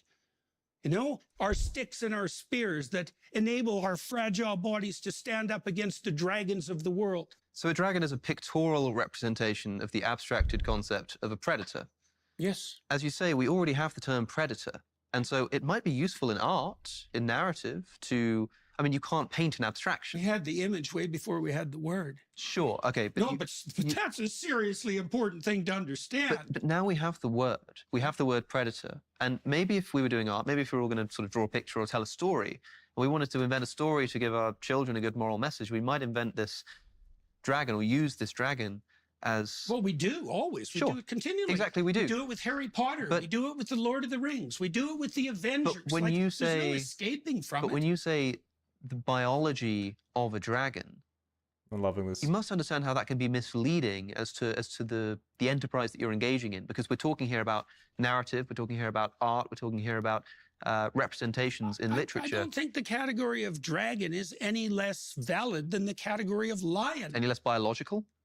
Well, it depends on your level of analysis. We have the term predator, which implies that all predators have something in common, because otherwise we wouldn't have the term. It's like there's no reason to assume ontological priority for the category of lion over the category of predator. Okay, yeah. Let's see. Jason Palacios, welcome to the chat. This is the first time that Jordan Peterson raises his voice like that. Dude, he's so into it. Like I honestly, that's something I like about Jordan Peterson. He gets so into like his argument, and it's funny. I don't know how to describe it. I feel like the first half he was just like warming up, and now he's like going full into it. But I honestly disagree with a lot of the things he says. But I feel like it's important to recognize that fiction, I feel like the main point of what he's trying to say, and I feel like I can understand why Richard Dawkins would be frustrated is because he's deviated so much from the central question of what is true. But Jordan Peterson, I like that he recognizes that fiction is so valuable because it tells stories. Not only fiction, I guess, like also history. If you study history, you get his like values, you get stories, and stories with significance behind them, stories of overcoming obstacles, of why people did the things, like the choices they did. Fiction, even like anything from like something small to like really existential issues, like from the mundane to the things that plague us, the things that plague nations. I feel like a lot of things change after World War II, for example. Like a lot of people just recognize that war was a terrible thing. It changes culture, versus before they considered war as something that was honorable. That's something that brought honor to your family, and that's the way that these archetypes, going back to the meaning of archetypes, that's something that changes all the time. But yeah, it's I think it has a lot of points there, but we'll have to see. It depends on all that would determine which of those terms should be used is the purpose towards which the conceptualization is being directed. Like if you want to identify a particular class of predator, well, then lion is a good term. You would say that lions are an instantiation of this bracket term of predator. Well, I would also say... Would you therefore say that a lion is an instantiation of the bracket term of dragon? Yes. Yes, what? Because... What? See, because we're not only fact-oriented creatures, right? It actually... Dude, it's so funny because they're like discussing lions and dragons, and you can tell that this is not Dawkins's vibe. You can tell he's so not into it, but actually matters to us whether we get eaten. It's so entertaining. Like it's one thing to lay out the nomenclature of the animal kingdom, but it's another thing to remember that predators can eat you. And then it's another thing, and this is very interesting, and it's relevant to that story of the bronze serpent. It's like, what do we want to teach our children? Well, to identify predators, obviously. Well, what do we want to teach them more profoundly? What attitude they should take towards the eternal fact of the predator. And the attitude they should take is something like the courage to voluntarily confront, and not to run away, and not to hide, and not to freeze, and not to casually demonize, but to assume that in the combat with the eternal predator, an eternal treasure might be found. And that's exactly what you do, whether you know it or not, when you teach a child to be courageous. And that we know from the psychological literature, that generalizes. And I do think it's identical with the mechanism of learning in human beings, because kids, us, we always learn on the edge. You know, and in your own life, I know, and I don't... Dude, it's so dramatic. But I think he's deviated a lot from the point, but I still like it. I think it's cool. I think that it's like the whole issue of education is true. People need struggle to learn, and sometimes struggle can only come through, just like overcoming obstacles. So that's the only way you're going to learn. And want to be presumptuous. But I feel like that's still deviating from... I feel like Jordan Peterson has had the topic of the conversation for far too long. I would love to see Dawkins speak a little bit much. I feel like this has all been like a Jordan Peterson lecture from the very beginning, and I want to listen to more of Dawkins. It's basically like him giving this long statement, and then Dawkins just responding with 2 or 3 sentences, and then he continues like on his lessons and this and that. And I feel like we should have listened more of Dawkins. I feel like Alex O'Connor should have been a little bit better as a moderator. I don't like his moderation right here. I feel like he should have been like, okay, Dawkins, I want to hear you explain your point of view. Take as long as you want. Take 5 minutes, and then steer the conversation towards Richard Dawkins's points of view. I feel like he's like Peterson's taken way too much screen time and way too much like. No doubt there have been situations where you've been battling. I think I'm getting to have your ideas distributed, tired of listening to his arguments. I want to listen more of Dawkins. When you had something new to learn, that's a sacrifice. You have to kill your stupidity so that you can move forward. That's what happens in the story of Abraham, by the way, when he makes sequential sacrifices. So in the story of Abraham, you tell me what you think about this, because it staggered me when I understood it. Abraham is a protected person. He doesn't have to lift a finger. He lives in the socialist utopia. He's got everything delivered hand to mouth. What? He's at home till he's 70. And God comes to him as the voice of adventure, which is something remarkable to see, and says, you leave your zone of comfort and go out into the world, have your terrible adventure. And Abraham says, yes. And then a series of cataclysms occurs around him, just like it does in every adventurous life. And every time an episode concludes, he makes a sacrifice. Why? To get rid of what's stupid and old about him, so that he can progress and transform. And that happens to such a degree that he gets a new name, which means he's changed so dramatically he's not even the person he used to be. And that's a consequence of following that adventurous pathway. And that's all coded in the story. I think we just have to agree that we have different kinds of minds, and you're interested in symbols, and I'm interested in facts. I mean, let's take predators. I mean, predators, I'm fascinated by predators. Predators are, the relationship between predators and prey is an arms race, an evolutionary arms race.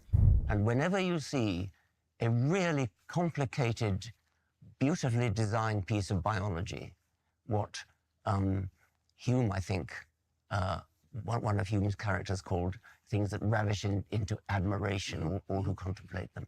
This is almost certainly the result of an arms race, probably between predators and prey, could be between parasites and hosts. Mm-hmm.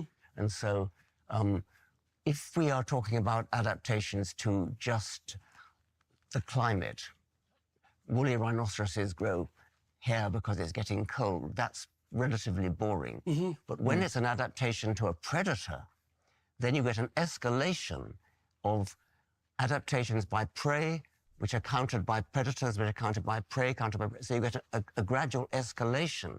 Now that's interesting. That explains why you have animals that run fast, why they have keen sense organs, why they have teeth, why they have sharp teeth, why they have behavior patterns that Okay, just a little side note, not related to what they're saying, but about the conversation. Have you noticed that I don't like this ending, because like Jordan Peterson finished his entire speech about meaning and fiction and dragons, and then Richard Dawkins is just like I think I don't like what you say, and then he goes into his topic, which is evolutionary biology. And it's just kind of like a 180-degree turn. Like, he didn't even ask any follow-up questions. He didn't comment on anything Jordan Peterson said, like I'm doing right now. He was just like, okay, I think you're concerned a lot with meaning. Here's evolutionary biology. And then he just continues down that route. I don't like that. I think that is not a good sign of... That is not a sign of a good faith debate. I feel like it's just, oh God, thank God you finished your turn. Now it's my turn, you know? That doesn't feel like a friendly conversation, but I don't know. That's my opinion on the debate itself. I feel like I don't get the point of having Alex O'Connor moderating if he's not gonna ask. Like, he should say like, "Hey, Richard, you want to ask Jordan Peterson something about what he just said? Like, what about what he said? You know, like what about what he commented on this and that?" But yeah. All right, let's continue. Either protect them from predators, or if they're predators, help them to catch prey. The idea of the arms race is the thing that grabs. All right, for Christ's sake, and Yamil Morales, welcome to the chat. Welcome. Good to see you here. Although Peterson might be drunk on symbols, he's definitely more interesting to listen to. Everything is really straightforward, Dawkins, and leaves no mystery.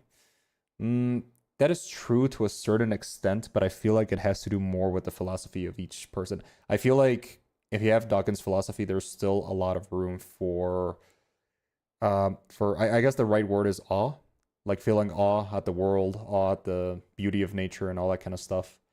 That is, how do I describe it? That is also important. To me, the arms race between, almost midnight, nothing to do with dragons and Okay, mythology.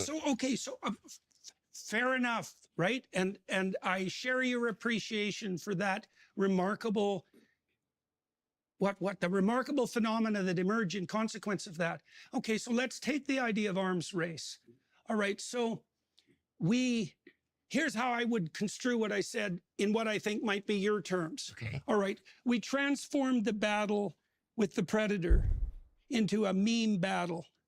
We abstracted it so that we could figure out how to deal not with a predator, but with the class of all possible predators. Right, exactly. And the appropriate way to deal with the class of all possible predators is something like a meta-ethic. It's a stance that, let me give you an example of this. We actually know something about this psychophysiologically.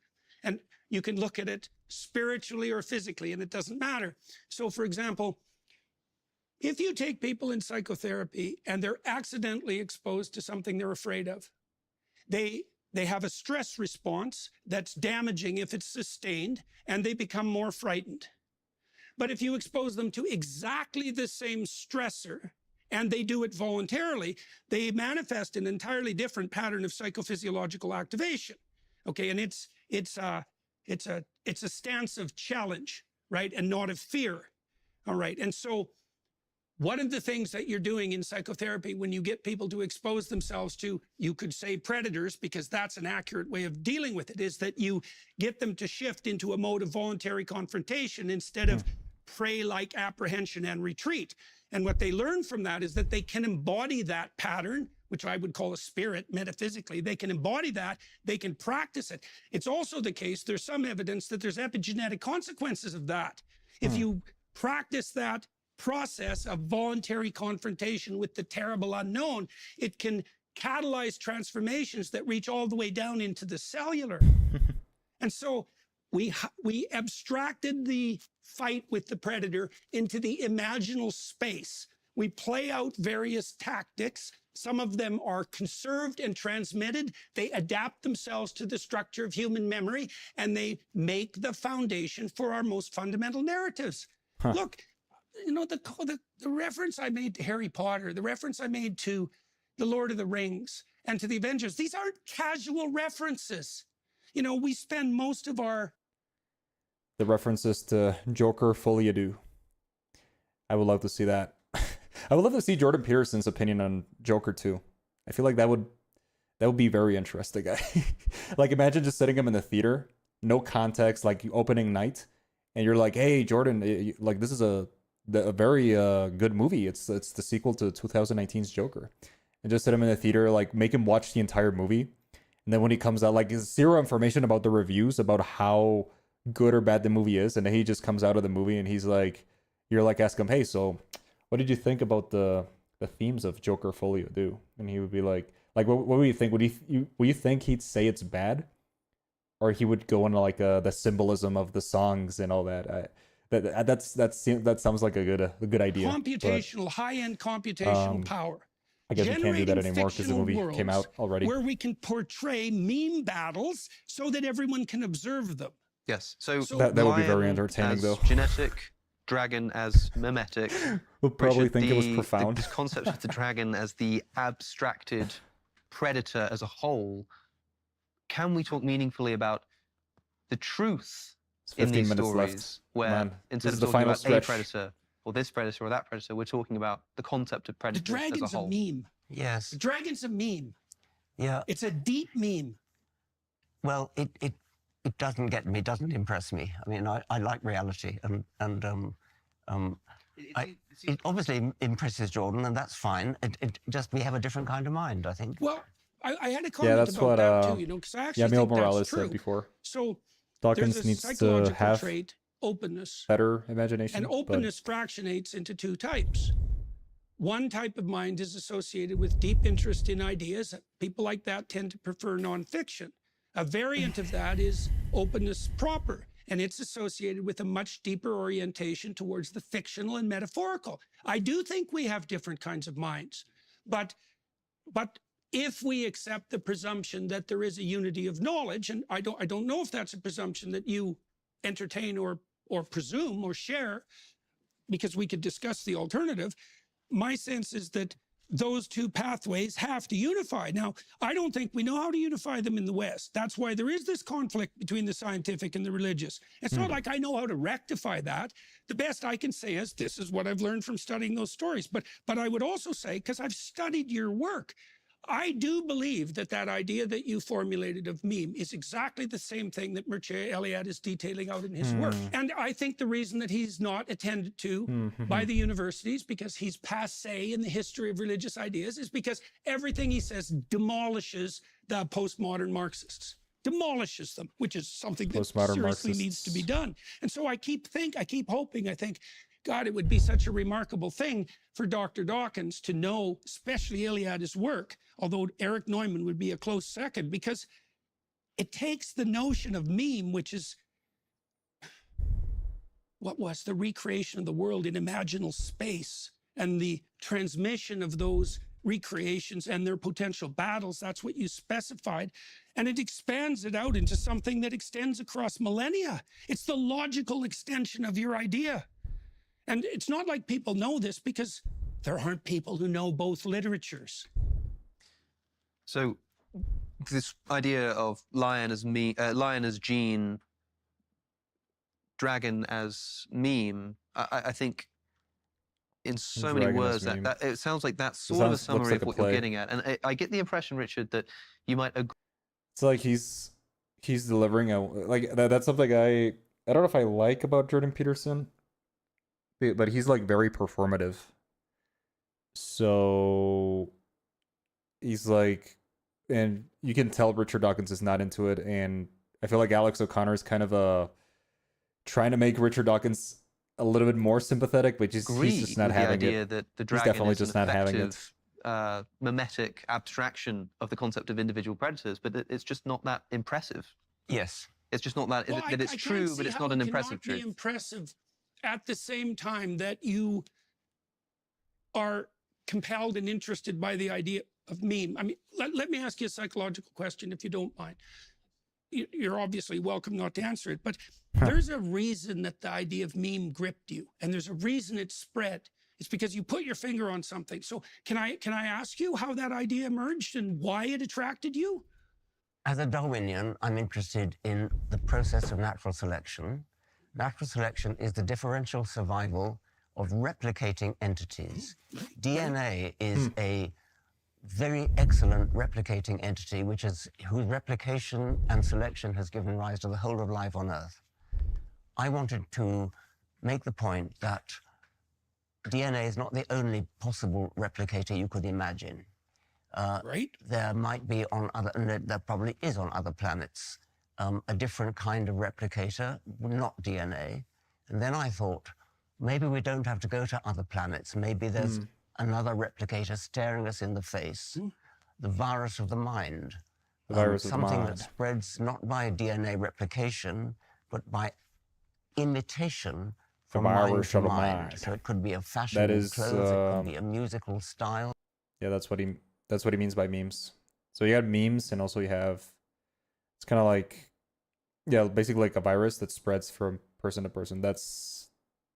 He's the one who invented the meme speech accent, concept, it could be, which is pretty cool if you think about how widespread it became. Children's game that spreads through It became a meme, basically. all these things are replicators. This is the worst debate I've ever seen. Non-genetic means. I can't really call it a debate. Potentially like, they didn't really debate for anything. A form of Darwinian selection. It's like Darwinian selection would be popularity, the spreadability. Yeah, I agree with Jason, but like I said, you can't really call it a debate. Like, they're not really debating anything. They're just like Jordan Peterson goes on a very weird path of things that he says, and then Richard Dawkins responds with evolutionary biology concepts, which makes it very disjointed. I don't know how to describe it. The longevity of an idea? Yes, longevity. Like, they're not really. There's not any debate questions. The spreadability, the fidelity of the idea. Ken Ham and Bill Nye is a good one. Motivation by the idea. And expectedly see Bill Nye get destroyed. That's a possibility. I'll check. I think I've seen that one. I think I've seen that even debate concede that, a long time ago. An archetype might be one way in which certain memes might spread more than others. It might be compatible with a Jungian archetype. All right, we're in the final stretch. We've got like 10 minutes left. The question. It was coming at it as a Darwinian and wanting to make the point that DNA probably, having spent the rest of the book stressing the gene as a unit of selection, I want to make the point that it may not be the only one. Okay, so that's what I understood from your work. So it is on that grounds that I saw the concordance between what you were doing and what Eliade was doing in his investigation into the spread of religious ideas. I like what you described is what I understood. Okay, so let me ask you another question about that. Okay, so could you imagine a scenario where a meme had sufficient functional adaptive significance so that the individuals who acted it out gained a reproductive edge? Yes. Okay, so then you could imagine a situation where there was, I think I've got this right, a Baldwin effect Yes. between the meme and the genome. Yes. Okay, so then could you imagine an effect where the heroic hunters of the past who decided to cease acting like prey animals, maybe when they got rocks or sticks? For Christ's sake, says, I would rather paint my house with a Q-tip than listen to Richard talk about drab. That's a good one. Acting under the impulse that facing down the predator was I usually like appropriate Richard Dawkins, because what I he was talks thinking about this about, reproductively. Like, you know that women are in other hypergamous. debates. They like men cross-culturally feel- about 4 years older than they are. The most fundamental female pornographic fantasy involves vampires, werewolves, pirates, surgeons, what? and billionaires. What? Dominant men. How do we get to this side of the conversation? Ooh, okay, we're getting freaky. Let me see. Most fundamental female pornographic fantasy I need to pay more attention. involves vampires, werewolves, pirates, surgeons, and billionaires. Dude, pirates. Dude, I wanna hear more about the pirates, dude. I never met a girl with a pirate fetish, but I'm curious now, dude. I'm who that piqued my are capable interest. of standing up back to again. predators, who can be brought into an individual relationship. Okay, so But that's the thing is, that's the fundamental I feel like those reproductive are story meme more that seems to drive assumptions. women. It's allied with Like, the you can hero myth. make assumptions about They're the different variants of the same story, the different sexual variants of the Can I same get my Jack story. Sparrow And it seems to me it's not outfit ready? unreasonable to note that that's Yeah. the fundamental story of humanity. You And so I started- don't understand why you're not We impressed by started that. talking about How did the this Baldwin live stream effect, get to this? and suddenly we got into women, what women like. I mean, Well, the men who act out the heroic Yes, meme yes. are much more likely to reproduce. it's an example, but perhaps we need to explain what the Baldwin Baldwin- I was effect going is. to say, that's probably helpful. Yes, that would be Oh useful. my god. Okay. It was suggested by Baldwin. Dude, I didn't know what the I think pirates in the late said. 19th century. That changes everything, it's dude. A kind of genetic assimilation changes everything. of a Okay. cultural or learned idea. So the idea is that certain animals learn things, learn a clever trick. It might be nut cracking by chimpanzees, for example, or potato washing by Japanese macaques, or opening milk bottles by English tits. And it perhaps spread as mimetically as an epidemic of copying, and that's known to have happened with the blue tits and great tits in Britain. Now, certain individuals are likely to learn it faster than others, and there may be genetic variation Imagine, in the speed with which they learn it. not knowing he As was the talking about generations birds. go by, natural selection would have favored speed of learning the new trick. And eventually they would have learned the new trick so fast they didn't need to learn it at all. Right. It becomes genetically assimilated into the genome. That's the Baldwin effect. Okay, that I would say that that's essentially the same pattern of archetype evolution that's implicit in the Jungian theoretical Well, that's model. very interesting because that suggests that Jungian archetypes might be genetically assimilated via the Baldwin effect. Yes, Now, that's yes, a fascinating yes, idea. yes, Yeah. yes, Okay. yes, yes. Okay, so now I know we're coming to the end of our time Yes, soon yes. anyway. It's nice to end on a shared point of interest, which is the Baldwin effect and the archetype's potential origin in the Baldwin effect. Do you think that is something that is worth exploring further? Is that something that we can what's crucial that we to can this, test? I think crucial to it's this because interesting, yes. well, it speaks of the potential relationship between the spread of memes and the alteration of the genetic process. I would say it probably happens fastest by sexual selection. Yeah, I think it's better to read the chat now. See, now you know what to be for. Let's see. Jordan Peterson, he's a good debater, philosopher. Well, what happened here? I think what happened is, I don't know. I think he just decided to go on his Peterson tangents. So you don't kind of agree, and since Dawkins won't debate anymore, it had to be this conversation, and the moderator had to be his buddy. He doesn't debate anymore? Oh, that's new information for me. I don't know what WTF are they talking about. I never understood that thing about that what women are into pornographically. What study is he referring to? Yeah, I have no idea, but I'm thinking about what my werewolf pirate or vampire. So Yeah. Maybe like I think vampire pirate sounds a vampire, maybe. Right. So imagine that. What was the other imagine thing he that a said? meme- Like ghost or something? I don't know. There was like Okay. So imagine a meme that there was a meme there was another develops, one. a representation, That's so funny. Dude. imaginal. That's so funny, and the dude. people who embodied are more effective in dealing with predators. All right. And then imagine that there's a concordance between that and the attractiveness of those males to women. Seems highly probable. Well, then you can see that because sexual selection is a pretty rapid mechanism, that Baldwin effect gets I spinning totally forward agree very with that. rapidly. I've even suggested, actually, a slightly way out suggestion, that the human habit of standing on our hind legs might have been sexually selected and then genetically assimilated via the Baldwin effect. Chimpanzees do sometimes walk on their hind legs. Now, if for mimetic reasons that was sexually attractive in our ancestors, so that it display spread issue? as an epidemic of sexual display, then natural selection could have Yeah, this is favored getting those messy, individuals who honestly. were best at standing on their hind legs, genetically speaking, and then it would I become think the conversation genetically started decent, assimilated.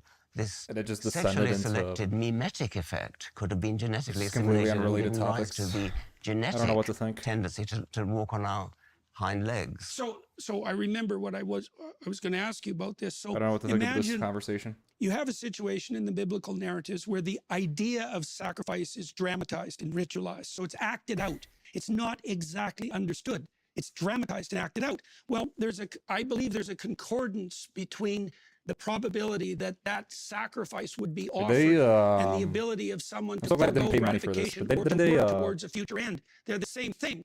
And market this the as a debate? ability to forego gratification, which is Dawkins versus associated with Peterson. cortical development, is a great That was the predictor of rates. future success. Let's say future, because we know, for example, that trait conscientiousness, which is something like the ability to delay gratification, is the best predictor that isn't cognitive of long-term future success.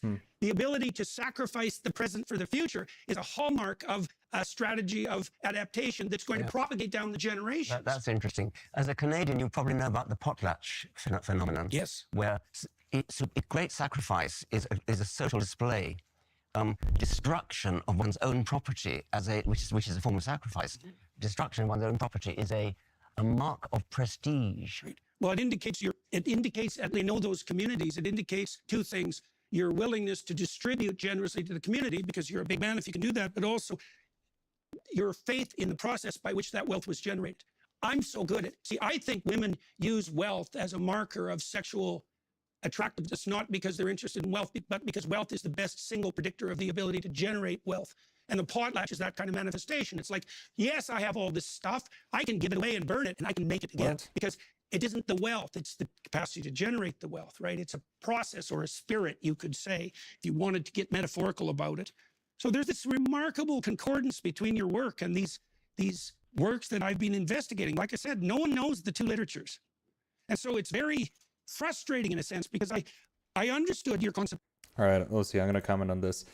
All right, we're reaching the end, but I want to comment on some things. Well, I think I'm going to wrap it up towards the end, but I just wanted to answer, for Christ's sakes, comment. It's JP is trying to dumb it down for him. This is a mistake.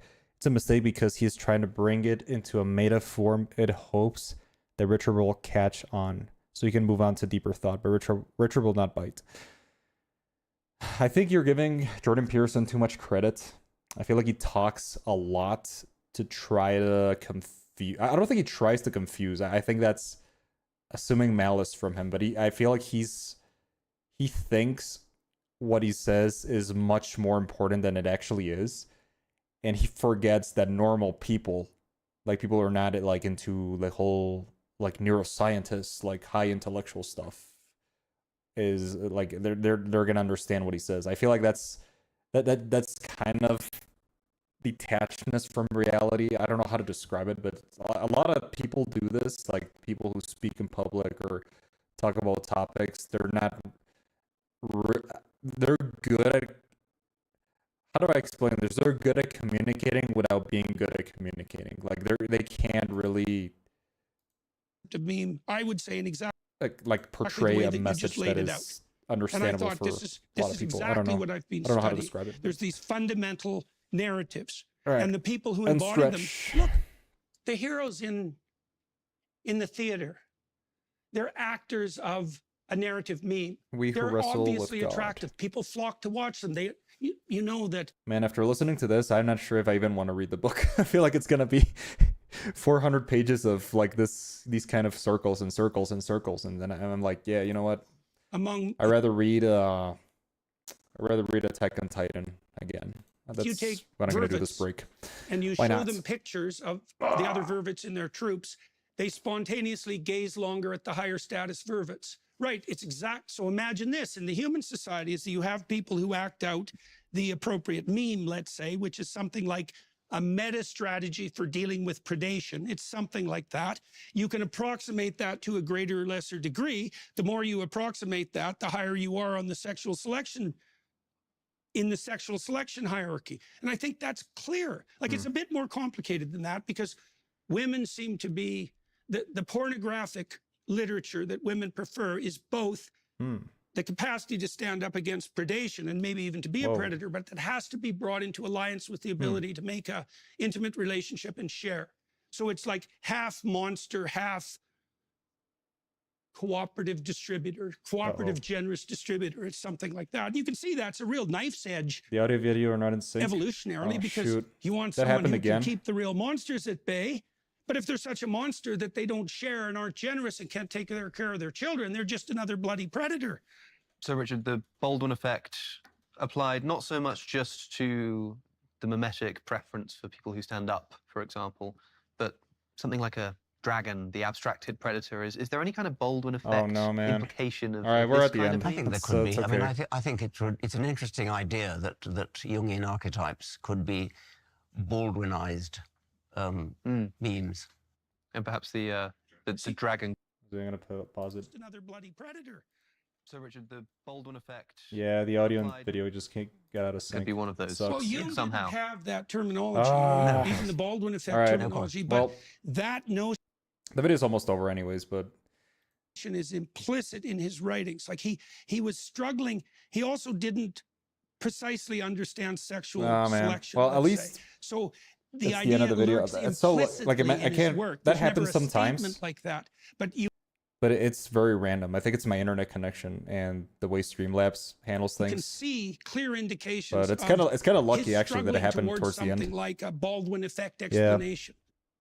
Now, chaps, I'm afraid that we are just about out of time. Yeah, we're out but of we time. will be having a secondary conversation on Daily Wire Plus, which we'll be What? doing in just a moment. There's so more of people this? listening, if they're interested my in more, God, can go and no. find more there. I'm not gonna. But for at least this part of the Probably watch it. conversation, hopefully we've landed on a point of somewhat agreement between Richard Dawkins and Jordan Peterson, which I think is But they didn't agree on anything.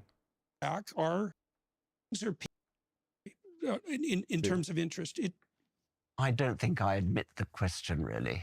I mean, Okay. Well, the reason I asked is because the proclivity Wait, what are they talking about? are different. They're I shall- generally established. significant success, I would say, in many ways. Well, I think we also established part of the reason that there's a difference. Hmm. Like, I do think that your temperamental tack and my Alex O'Connor temperamental is looking tack different. are, Not a big fan of the are stash. different. They're Utterly generally different. Yeah, it different. looks. Yeah. It looks. Are you Nah, more it looks interested okay. in I think things or people? A lot of would people you can say? rock stashes. Because that's a but- fundamental dimension of difference, say, in terms of Definitely. interest.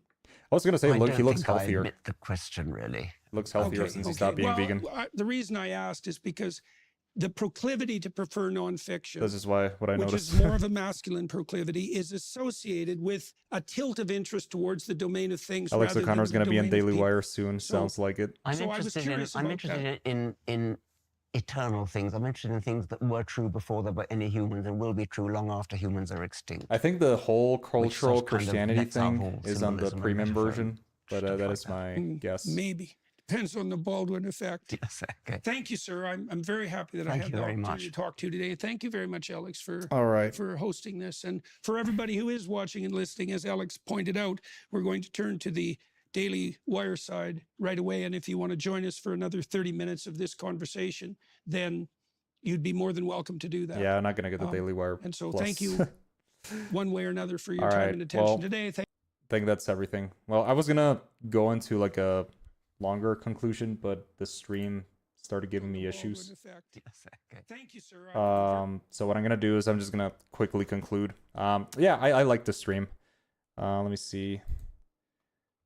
I think it's important to notice that this was not really a debate. I feel like it was more like a conversation, something that people, I think people expected more of a back and forth with actual questions about, you know, like the belief in God. They went into that, but I don't know. I guess I expected more about it.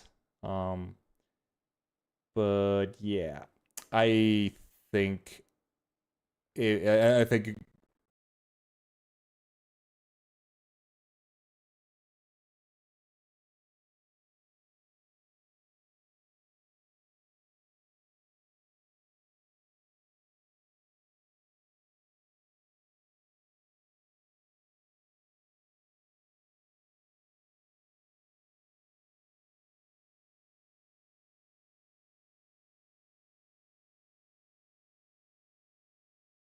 Jordan Peterson did a better job than Dawkins. I feel like Dawkins was just like too. He came into the conversation thinking that he knew everything, and he expected Jordan Peterson to say something. No, he expected like basically everything that Jordan Peterson was gonna say, and he was not gonna be interested from the start. So, yeah, I don't know. I don't know what to think. I didn't think it was that good. I didn't expect that much, but I really enjoyed the live stream. I had the time of my life. I thought it was amazing. But yeah, had a lot of fun. Definitely gonna do more in the future. More. I was gonna go actually into a different story. I had it over here. I was gonna go into more like AI related stories. This one, pioneers in artificial intelligence with the Nobel Prize in physics. I was gonna go into. Oh, lost all audio. But yeah, oh jeez, was gonna say, and he was not gonna be interested from the start. So yeah, I don't know. I don't know what to think. Oh wait, the audio came back. Good. I didn't. I think it's. Oh my god. Let me see. It's back. Holy crap. Dude, okay, we're back. Okay, that's good. Okay, so I can actually go into my conclusion. That's good. All right, so yeah. Anyways, so yeah, I feel like I'm gonna make more live streams like this one. So if you're interested in science, AI, technology, philosophy videos, more of this, I'm gonna go into more. I don't think I'm gonna go too much into politics. It's not my jam. I don't want to get into like drama tube and all that kind of stuff, but I'll definitely do more stuff like that. Just comment on videos like this, do jokes. Thanks for your time. I have no friends, so what you gentlemen have provided me tonight has been invaluable. I always remember you blokes to my dying days as my mates. Kevin, I'll salute to that. But yeah, yeah, this was a very experimental video, but I really enjoyed it. I should make it like a weekly thing, but yeah. So yeah, if you want to make, now it's back to normal. I still don't know what WTF they were talking about. But yeah, anyways, I think I'm gonna leave it there. Or should I? Let me just go into the story. Why not? So yeah, I wanted to discuss this too. So pioneers in artificial intelligence win the Nobel Prize in physics. This was something that interested me because it's my career, AI. But basically, John Hopfield, Geoffrey Hinton won the Nobel Prize in Physics Tuesday for helping create the building blocks of machine learning that is revolutionizing the way we work and live, but also creates new threats for humanity. He's known as a godfather of artificial intelligence, as a citizen of Canada and Britain who works at the University of Toronto. These two gentlemen were really the pioneers. I don't know much about John Hopfield, Geoffrey Hinton, but it's cool that they're awarding Nobel Prizes for artificial intelligence. And also they warn about the AI risks. I feel like this is going to be very, very important in the next couple decades. So yeah, I like the way that people are starting to discuss this with this, like this. I feel like it's people's fears are being overblown. Like we're not going to get Terminator type of stuff, but I feel like AI is also going to revolutionize the world in ways that we're not prepared for, especially with industry, how fast everything is moving. And I don't really know about AGI, but you know, Nobel Prize is a big step, definitely. I think this is the first Nobel Prize awarded for AI. But yeah, we're gonna see a lot more research in the next couple of years. But anyways, let's see. Ed Zachary asks, what is your channel about? Hold on, let me see. Full face. All right. My channel, this is about philosophy, technology. If you want to watch me talk about movies, I got a YouTube channel for that, movies and video games. And then I have another one that is it's the same, but it's for more horror stuff. So horror movies, horror video games. And I also do live streams, like gameplay videos, and I'm going to be playing the new Quiet Place game next week. So if you like all that, make sure to subscribe to those. Already sent, I think, the link before. But yeah, also do like philosophical breakdowns of videos. I mean videos, movies, and also TV shows. I like delving into the philosophy of stuff. And I just think it's really interesting. That's why I'm really interested in these kind of topics and how it relates to all, like, for example, movies, video games, technology, how it's going to